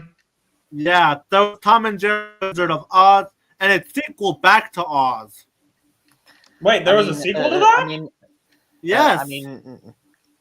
I don't know anything about Tom and Jerry Back to Oz, but was it a remake, a shot for shot remake of something Wizard of Oz related? Probably. But the worst, but this was the point where Tom and Jerry crossovers they were just shoehorned in, and that one met its absolute worst with Willy Wonka and the fucking Chocolate Factory. Oh God. Basically, this movie came. It's coincidental that this movie came out the exact same year as the Beauty and the Beast remake, and it also came out during one of the worst years in animated movies. Mm-hmm. Yeah. Basically, that was the same year that gave us movies like the Emoji Movie, Spark a Space Tale, Surf's Up 2, Wave Mania, etc. And again, what critics did to Sony Pictures Animation in the summer of 2017 is basically the pool scene from High Stakes. Yeah.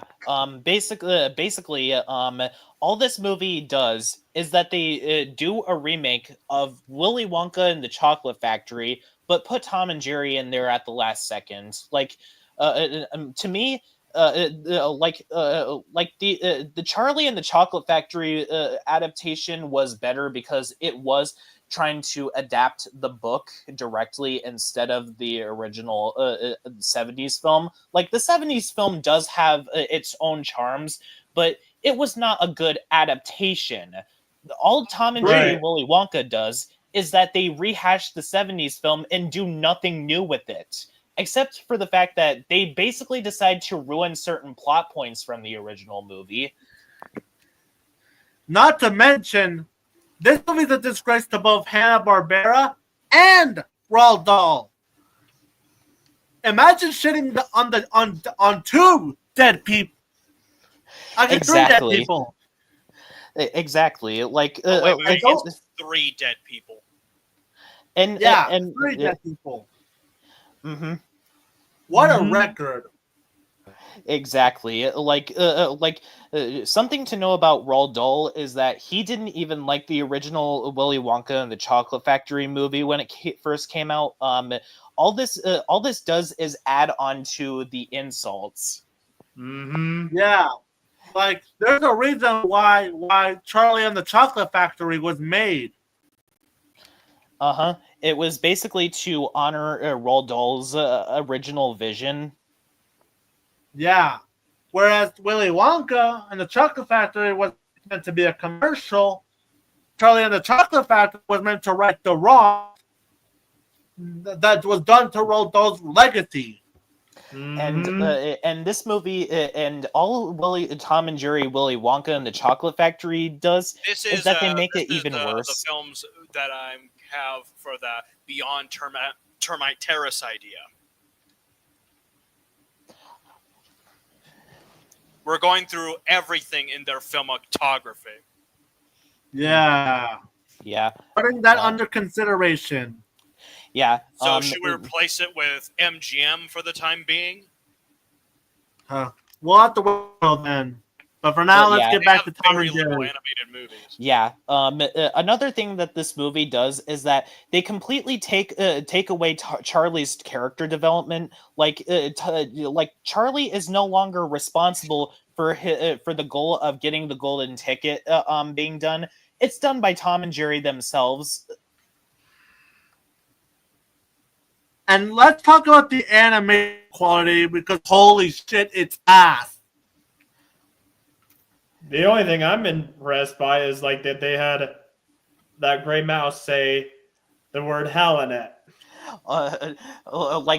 There are tons of faces in this movie that just look extremely disturbing and out of place in a movie like this. Especially Wonka's. Yeah. Like, look at this one. Look at this face.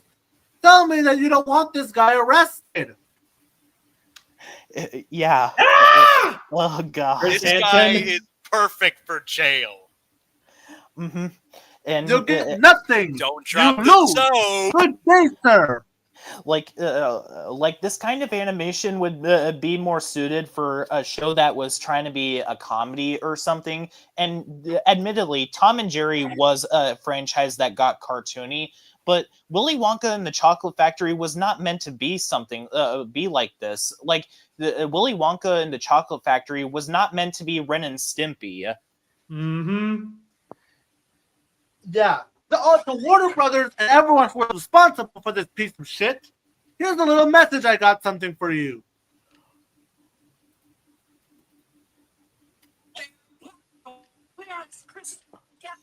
Nothing.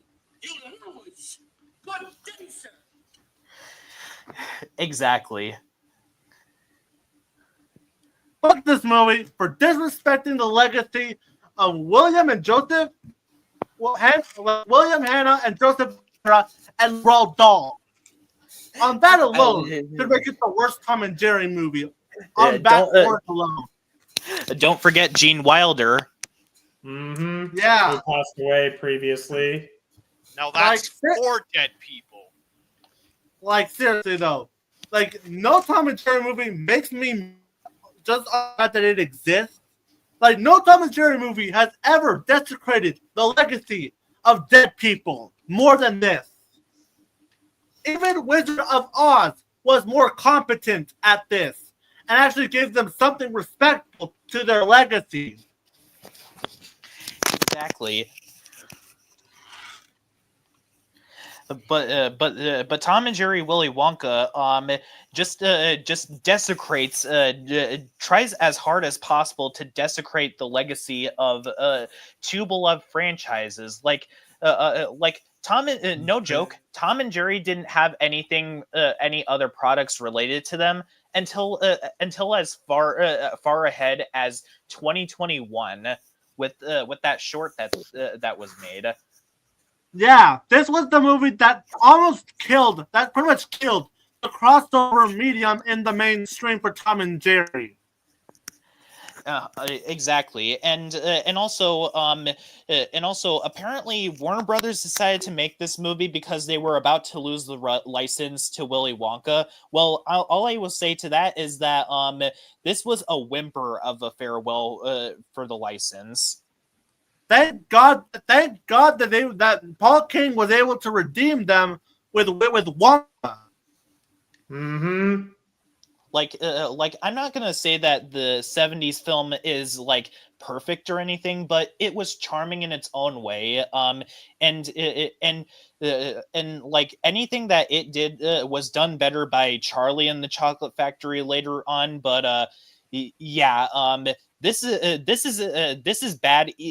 This is Willy Wonka, Tom and Jerry, Willy Wonka and the Chocolate Factory is even insulting to the 70s film, which is already not a very good adaptation. Right. Yeah, like sister, this was the entire reason why the crossover genre ended, and thank God it ended. Yes. Because I would have it would have been miserable if we had, say, I don't know, Tom and Jerry and Space Jam, Tom and Jerry and Elf, or whatever. Yeah, I mean, I was going to say Tom and Jerry and Jurassic Park, but I remembered Jurassic Park is owned by Universal and Tom and Jerry is owned by Warner Brothers, so they do Warner Brothers IPs, but still. Twister is owned by both. Right. But yet somehow that's not been the worst Tom and Jerry movie. We have, oh good God, the next one. Shit. Yeah, Critical Human, we're gonna shit talk your favorite movie. Mm-hmm. Yeah, Tom and Jerry 2021. Oh boy, where do I begin with this film? Can we talk about the animation? Because that's the only positive thing we can say. Yeah, that's the only positive thing. It's cool how all the animal characters have this stylized look. That's it. But even if the animation is amazing, good writing can save bad animation, but bad writing can never be saved by good animation. Mm-hmm. And this movie is bad. Yeah. Let's start with our lead character, Kayla. Kayla is awful. Kayla is awful. Kayla is awful. Yes, she first of all, I saw somebody point out this thing with how she stole someone's resume, but somebody pointed out this resume still has the person that she stole's name on it. So, but she ended up tearing her name off of the resume and ended up tearing it to pieces when she gets into the office. and not to mention either, she also lies to get her own way, and ends up getting her co-worker fired because she couldn't tell the truth once in the movie. Like seriously though. Speaking of Chloe Grace Moretz, this is spectacularly bad timing as Nomono died at one point. Chloe Grace Moretz is a talented actress, but she was given very little to work with. Mm-hmm. She was wasted here. Yeah. And like the humor in this movie as well, like they're not even telling their own jokes. All they're doing is recycling old jokes from the MGM era of the franchise, and any jokes that they did come up with on their own are just garbage. Like there's literally an agonizing sequence where Spike poops on the sidewalk of a road, and Terrence is forced to clean it up. Not to mention, there's a fish kind of cusses. Something else that I saw somebody point out that was disturbing in this movie, if you think about it. Okay, so they're hiring animals like Tom and Jerry can be hired for a job. Yet they're hiring him as an exterminator for this mouse. Yeah. That's just messed up. Also, let me say this. Let me say this. If we liked what we saw in this movie regarding them copying jokes from the original Hanna-Barbera cartoons, I gotta say this. If you want us to go back to the original, if you want to do that, we'll just watch the original Hanna-Barbera cartoons. Mm-hmm. Exactly. Because all they're doing is reusing jokes from the original era. Like they also decided to recycle the joke where Tom hits Spike on the head with something, and then as soon as Spike gets a bump on his head, Tom basically decides to hit him on the head in an attempt to make the bump go down. Right. And there's also rapping pigeons. Oh God, that beginning sequence was awful. Like seriously though, that's not gonna date your movie. Not to mention, Tom does the floss. Yeah, and they literally do that. And the movie is a constant barrage of me asking the question, who am I supposed to root for? Terrence, who is threatening to blackmail Kayla, Tom and Jerry, even though Jerry is literally trying to bribe Kayla by having her let Jerry stay at the hotel, or Kayla, who is literally the worst character in this entire movie, who is the reason why everything bad that happened in this movie happened in the first place. Yeah, and the worst thing about this movie that really pisses me off was the fucking Steve Bartman reference. In case you didn't know, Tom and Jerry are at a baseball game. Tom ends up catching the ball, and he gets booed at, and almost gets taken away. Yeah, there's also the scene of Tom acting blind. The Steve Bartman one. Why would you remind anyone of that incident? Like, wow. I couldn't think of a horribly timed joke they put in there in the entire movie. Like, if you know exactly. About, the Willy Wonka one may be worse because it desecrates dead people, but this one's more insulting to both Tom and Jerry, and the terrible humor practically dates this movie by a clear mile. Exactly. Exactly. And also, while I do appreciate that this movie is trying to have Tom and Jerry be more involved in the plot than their crossovers with other products, including Willy Wonka, as well as the 1992 movie, the Tom and Jerry are literally used as plot devices to further the plot of the movie. And people Like complain about Godzilla's screen time in the 2014 film. like the entire reason as to why Kayla gets caught is because she stupidly sends Tom and Jerry out in New York. My God. And regarding Right. and yeah, and let's also go back to bits about the animation. It is the best part of it for a little bit. Yeah, Mhm. there are tons of moments in the movie where it gets extremely glitchy, and also the timing in this movie is extremely off. Like, how did this movie came out in 2021, and the movie has tons of moments like this where the timing is extremely off, and the original shorts were made back in the 1940s. And the 1940s shorts have more fluidity. Mm-hmm. Like the animation and while yes, some parts of this movie do look nice. The movements are where the problem comes in, where it has this jarring feeling to it, Mhm. and it makes me think: was this movie like this because of the pandemic? Because that could really explain a lot, even though they could have postponed the movie and saved it for a later date. Right.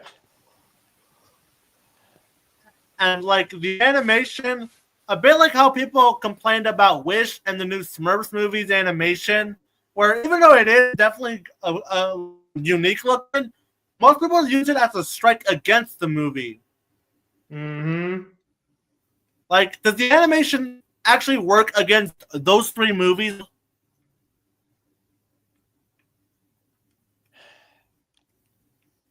No, I mean, uh, sorry, I was Well, thinking about what matters the most is how the movie is written. Yeah. So yeah, Tom and Jerry 2021 was a mess. And I'm sure just by ripping this apart, a critical human will bitch about it. Mhm. Yeah. Yeah, that Hitler defending fuck. He defended Hitler? Right. Oh, right, yeah. Why am I not? He has problems. That guy is an obnoxious fanboy who literally goes to edit wiki pages about this movie, trying to make this movie look Mhm. good. Right. Newsflash, critical human. You can like any movie you want, but don't try to push it down people's throats. Yeah, like recently, I like we expressed different opinions. Like I enjoyed G20 as a guilty pleasure, Mm-hmm. And and I was recently working on my review for Jurassic World: Fallen Kingdom, and I mostly enjoy it, but will admit there are issues. and I also like the Patrick Star show, in spite of the fact that people don't like it, and still for some reason keep on trying to use Steven Hillenburg's death as a strike against the show. Sometime I have to do a video on why I'm not a fan of using dead creators to crap on something, unless you Yeah, actually have some like reason to like it. don't don't get me wrong. We mentioned dead people when we ripped apart Willy Wonka, but at least then we had a reason to bring it up. Yeah, Because those creators were dead long after the decision was made to remake the Willy Wonka and use Tom and Jerry in it. yeah. Or like when let's say like when Justin Timberlake paid tribute to Prince, and that didn't work because one, him and Prince were not on the best of terms. Two, Prince made it very clear he was not a fan of holograms. And what did Justin Timberlake do? He used a hologram. And when the Wacky World of Tex Avery claims that it was a tribute to Tex Avery, despite the fact that he was dead 20 years before he died 20 years before that show came out. Right.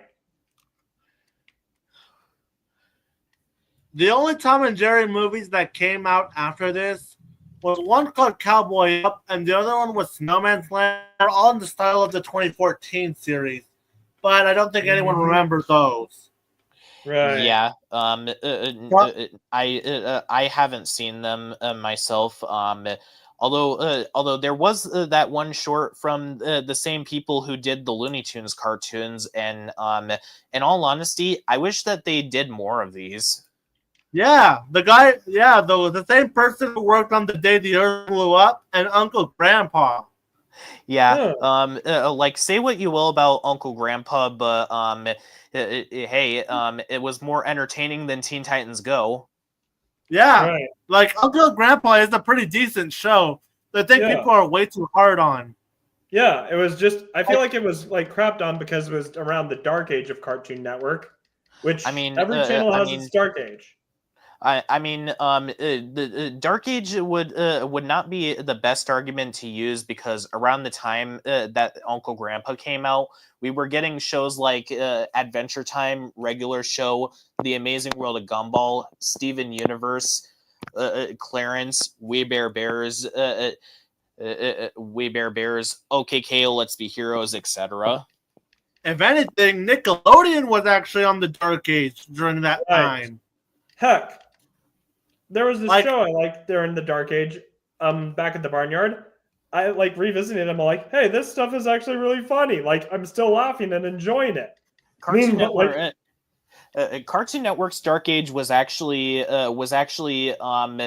somewhere between 2005 and 2009, and even then, during that time period, we got shows like Camp Lazlo and Chowder.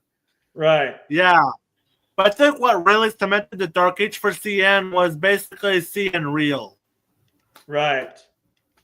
And of course, a new dark age. The one is David Zaslav. Yeah. We're currently in a dark age. Although Cartoon Network is not even making very many shows at the moment. Yeah, like I miss when both Nickelodeon and Cartoon Network were competition. Yeah, crazy how that believes. How that is now. Yeah. Yeah. And CN doesn't make many new shows, while Nickelodeon does make new shows but doesn't treat them very well. Right. I mean, I still have to check out Wild Pack.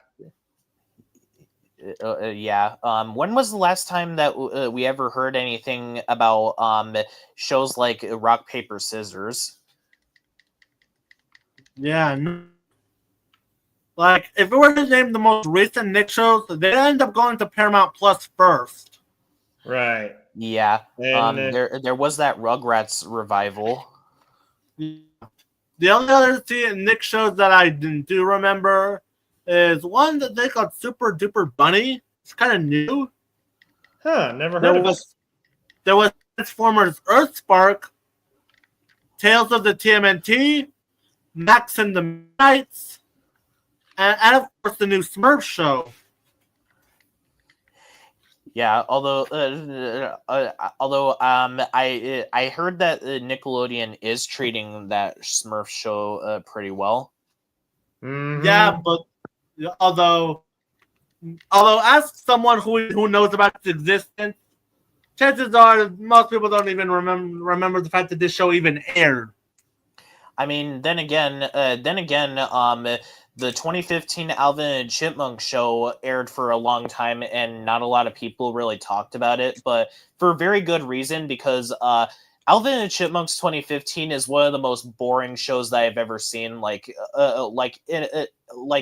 people say that Doug is a show that is boring beyond belief. They clearly haven't seen the 2015 Alvin and Chipmunk show. And the fact that some of the writers of that show ended up working on the new Smurf show, thankfully, that one was much better than Alvin. I'll say that much. Mm-hmm. I'm just saying that because of animation and the character designs, like Sissy though, they do not look like chipmunks. That's all we'll say. Mm-hmm. But yeah, getting back to Tom and Jerry. Now that we got the movies out of the way, let's continue with the shows. The first one Starting being with- Tom and Jerry Tales.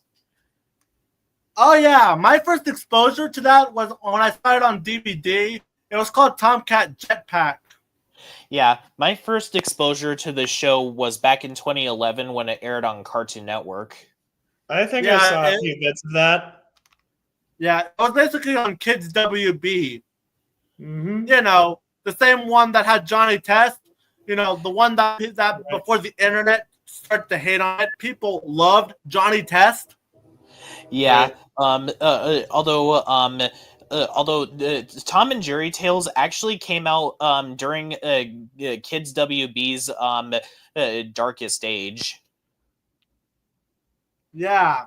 Tom and Jerry Tales is probably the closest thing that they got to a good Tom and Jerry product. Exactly. And by the way, A Critical Human. This show is not safe. Not just is not a safe show that is too sterile. It actually pays tribute to the original MGM shorts. In fact, some of the writers of this show I recall working on were also someone who worked with other cartoons, like from what I looked up. Mm-hmm. In fact, Tom and Jerry Tales does some good things going for it. I appreciate that we actually see different versions of Tom and Jerry that we wouldn't see, like more science fiction stories. And there's also and they also do some more spooky themed plots. Yeah, like Tom and Jerry Tales is actually unique for actually staying true to the source material while also doing new things. Mm-hmm. Exactly.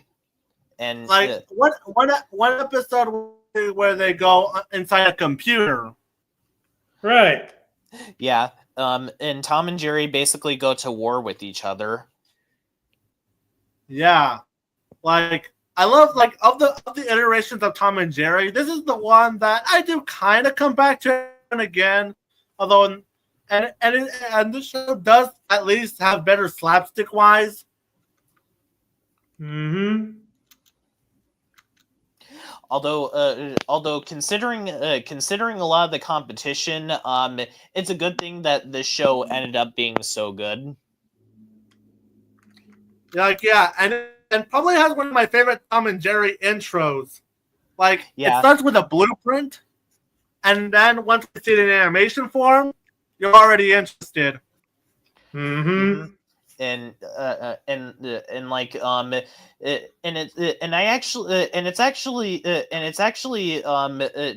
the animation is actually very timeless. Like you can play this on Cartoon Network today and you wouldn't even suspect that this came from 2006.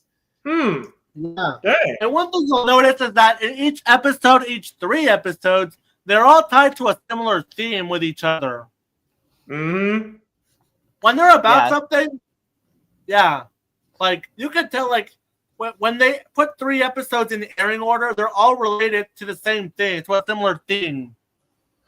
Exactly, and like another thing, like the thing that I also like about this show is that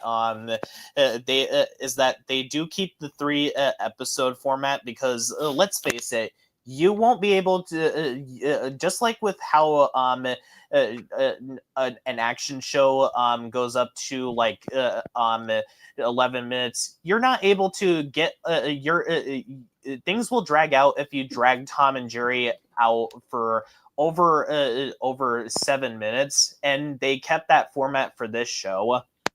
Yeah, and that's a good thing too. And there are some funny moments. Like one thing that in the episode Tomcat Superstar, every time Tom gives a thumbs down, they disappear. Like I honestly wish I could do that. Like And, like if I was a superstar and I gave someone a thumbs down, they disappear while leaving me with it. I And- can think of some people I'd like to do that too. Yep. And there are Alexis? also And Um, Fury of the Film Fan. there are also other there are also times where Tom ends up winning in the end of some episodes. Like there's the episode where Jerry ends up kidnapping ends up stealing a lot of the food from Tom's fridge, and Tom gets the blame for it. And so Jerry meets his match in the form of an ant that basically defeats Mhm. him. Right? Yeah. And there are also some good episodes like A Life Less Guarded where Droopy ends up winning. Yeah. And by the way, Tom got his comeuppance for choosing to eat the pizza while being in the water. that's you should not do that at all. Mm-hmm. Y'all know what happens when you're eating while swimming. Sharks. Oh, Cramp. Right. Oh, right. Ah! Butt crap! And I still don't have my ice cream. And I still don't have my ice cream. Mm-hmm. Yeah, like you can tell what Tom and Jerry Tales had way more effort than than the previous Tom and Jerry series. Mm-hmm. The closest one that does have any effort put into it was Tom and Jerry Kids, but even then, there were a lot of things that didn't work about that show, like making the two main characters into children and having slapstick happen to them. Yeah.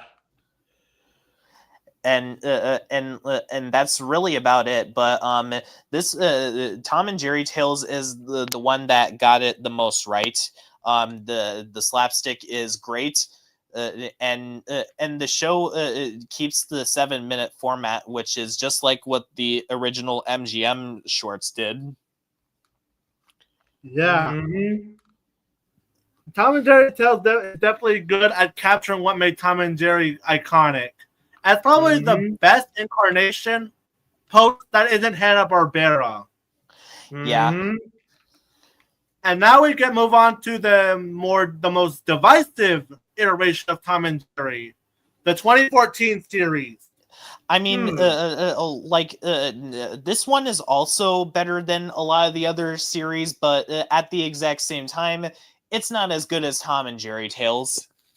Yeah, like its reception is pretty mixed. You have people who like this iteration, but you also have people who really like this one.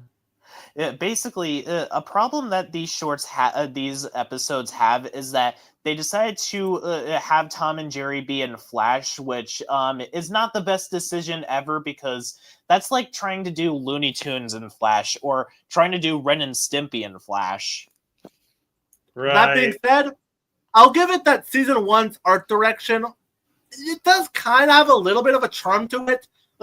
Like I actually kind of like by the same animation company who worked on Mr. Man and Hi Hi Puffa Yumi. Huh. And I remember I did watch a few episodes of Hi Hi Puffyami Yumi when I was 11 years old, and I do remember liking the show and watching a few clips. That show had some pretty energized animation. Meanwhile, the Tom and Jerry show from 2014 feels more toned down in comparison. Yeah, meanwhile in season 2 onwards, while it is a little better as it's more closer, yeah, it can also be a strike against it. You kind of have this disagreement. Yeah. That being said, there's not to say that there isn't any good stuff in this version of like one thing I will give it credit for is the fact they actually give Tom and Jerry each kind of segments dedicated to like there's episodes where revolving around where they're detectives, which were actually some of the better parts of the series. Like, you know, the cat and mouse detective storyline. Mm-hmm. Yeah. And another thing that I also that I do like about about the show is that they're a lot more consistent in who Tom's owners are, and the owners in particular are not necessarily mean. They do still yell at Tom for certain misunderstandings, but they're a lot nicer than a lot of the other owners that Tom had. And after Clint Clobber, that's definitely a breath of fresh air. Like this iteration actually has my favorite version of Butch. I'll be. Yeah, I like how he's a bit more involved. I actually see him actually be smart than probably the smartest character on this series.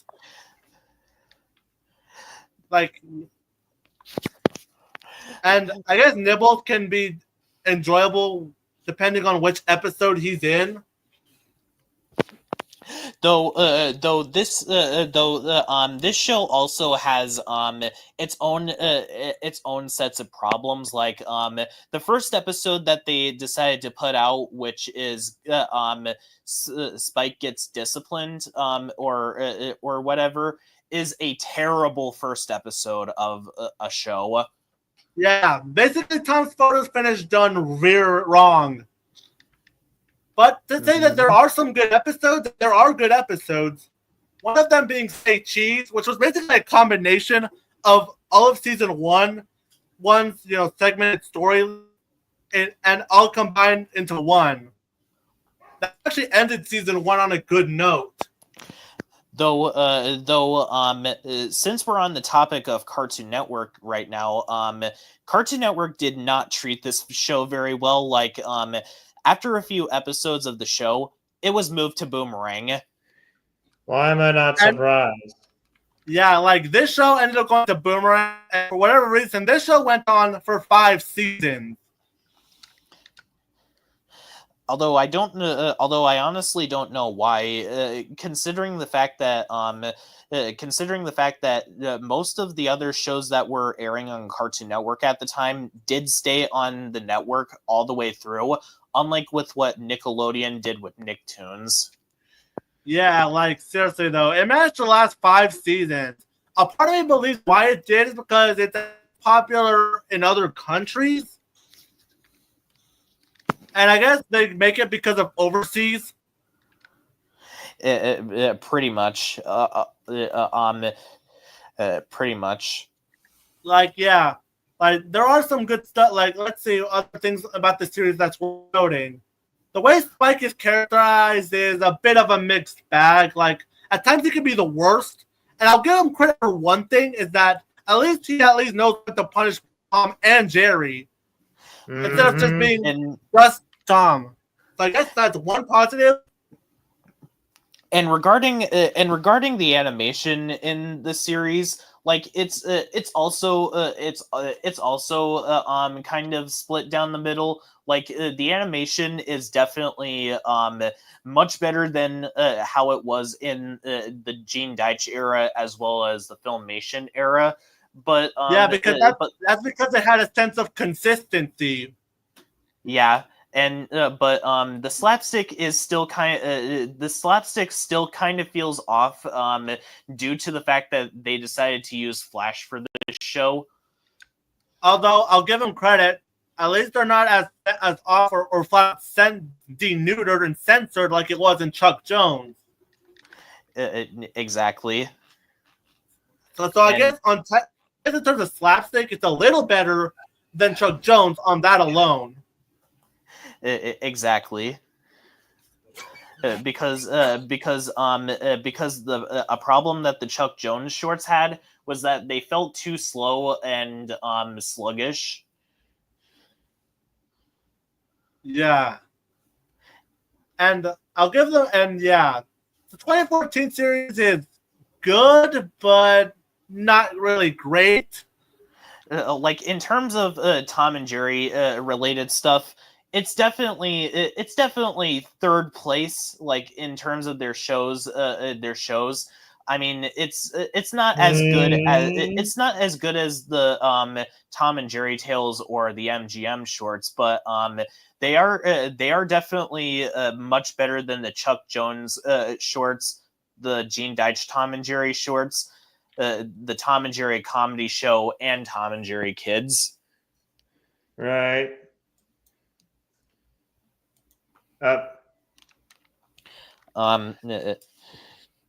He'll be back.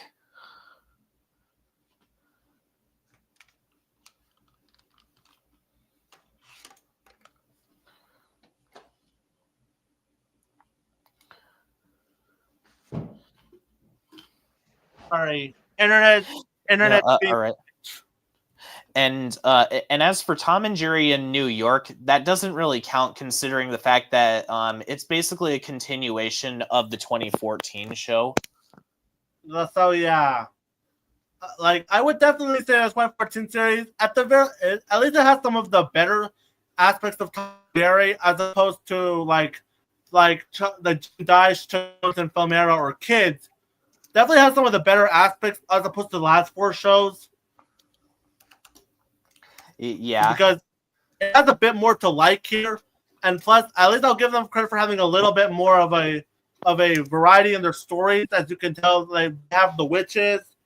You can tell they have the science lab storylines, but they also tried to do like Downton Abbey. Yeah, not exactly the best format for Tom and Jerry because that's more prestige. I don't know. I don't know if they are ever going to do any more Tom and Jerry shows or whatever. Although considering what's going on at Warner Brothers right now, that's not really on the menu right now. But I assume that if they were to bring back Tom and Jerry, maybe they could let the same Pete Browngardt take over, considering how the amazing work that he did for Looney Tunes cartoons. Yeah, yeah, and of course, but the only other Tom and Jerry series that existed is the one in Asia. Yeah, although I have seen a few clips of that, and something feels pretty off about it.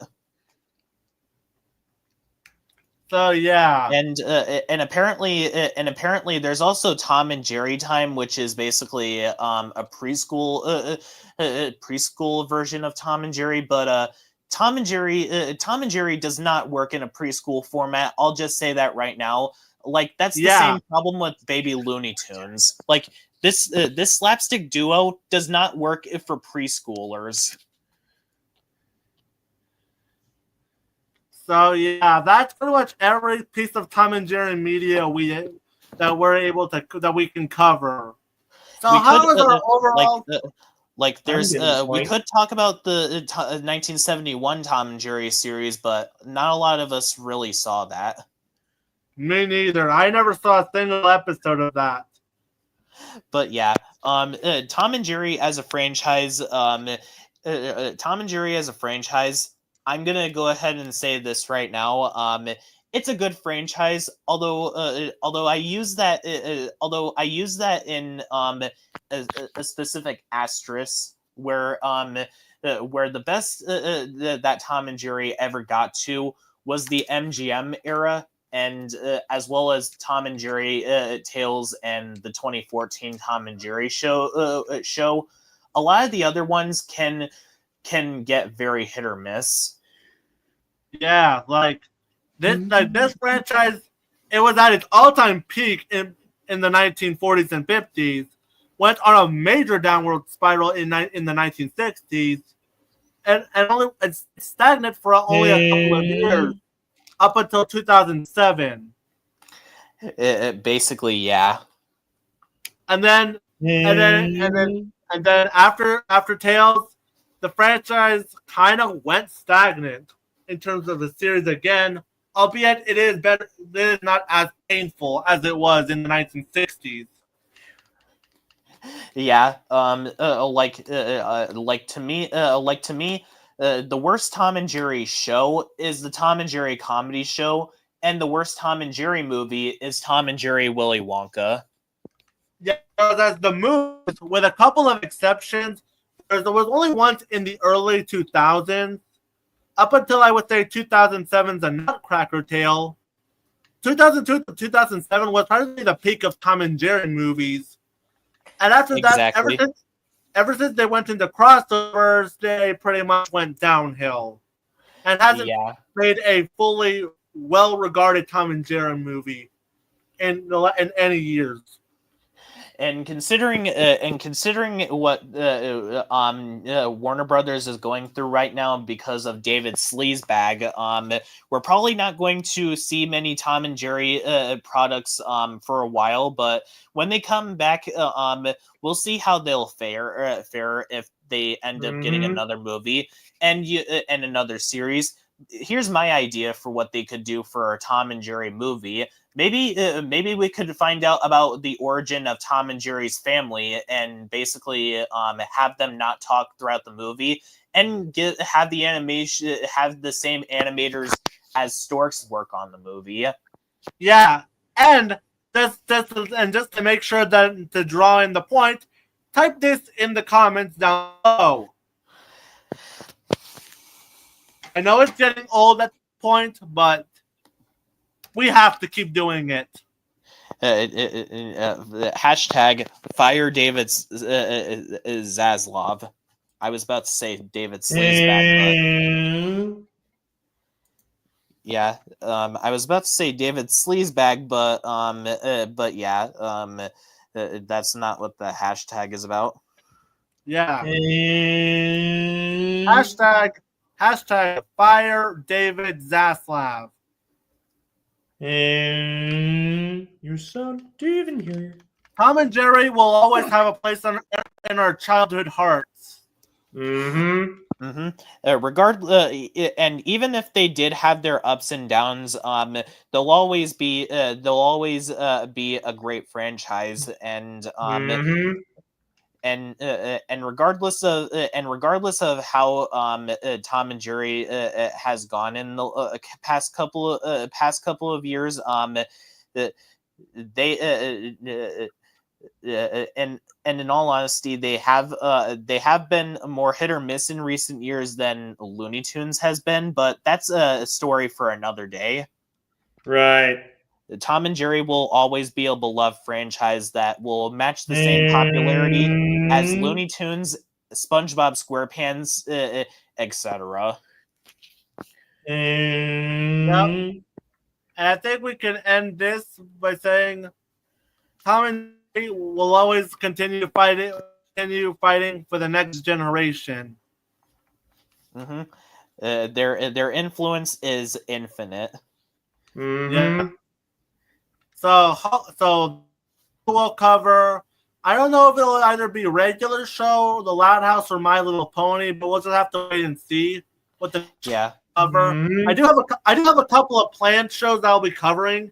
Like I've been making some Google Slide thumbnails for them, regarding what shows we might be tackling in the future for Cartoonish Cartooncast.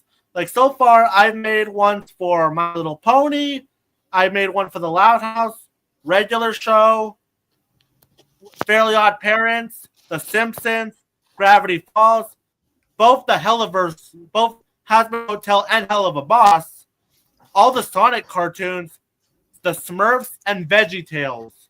I mean, you could also add Looney Tunes because there are plenty of Looney Tunes shows that we could go over.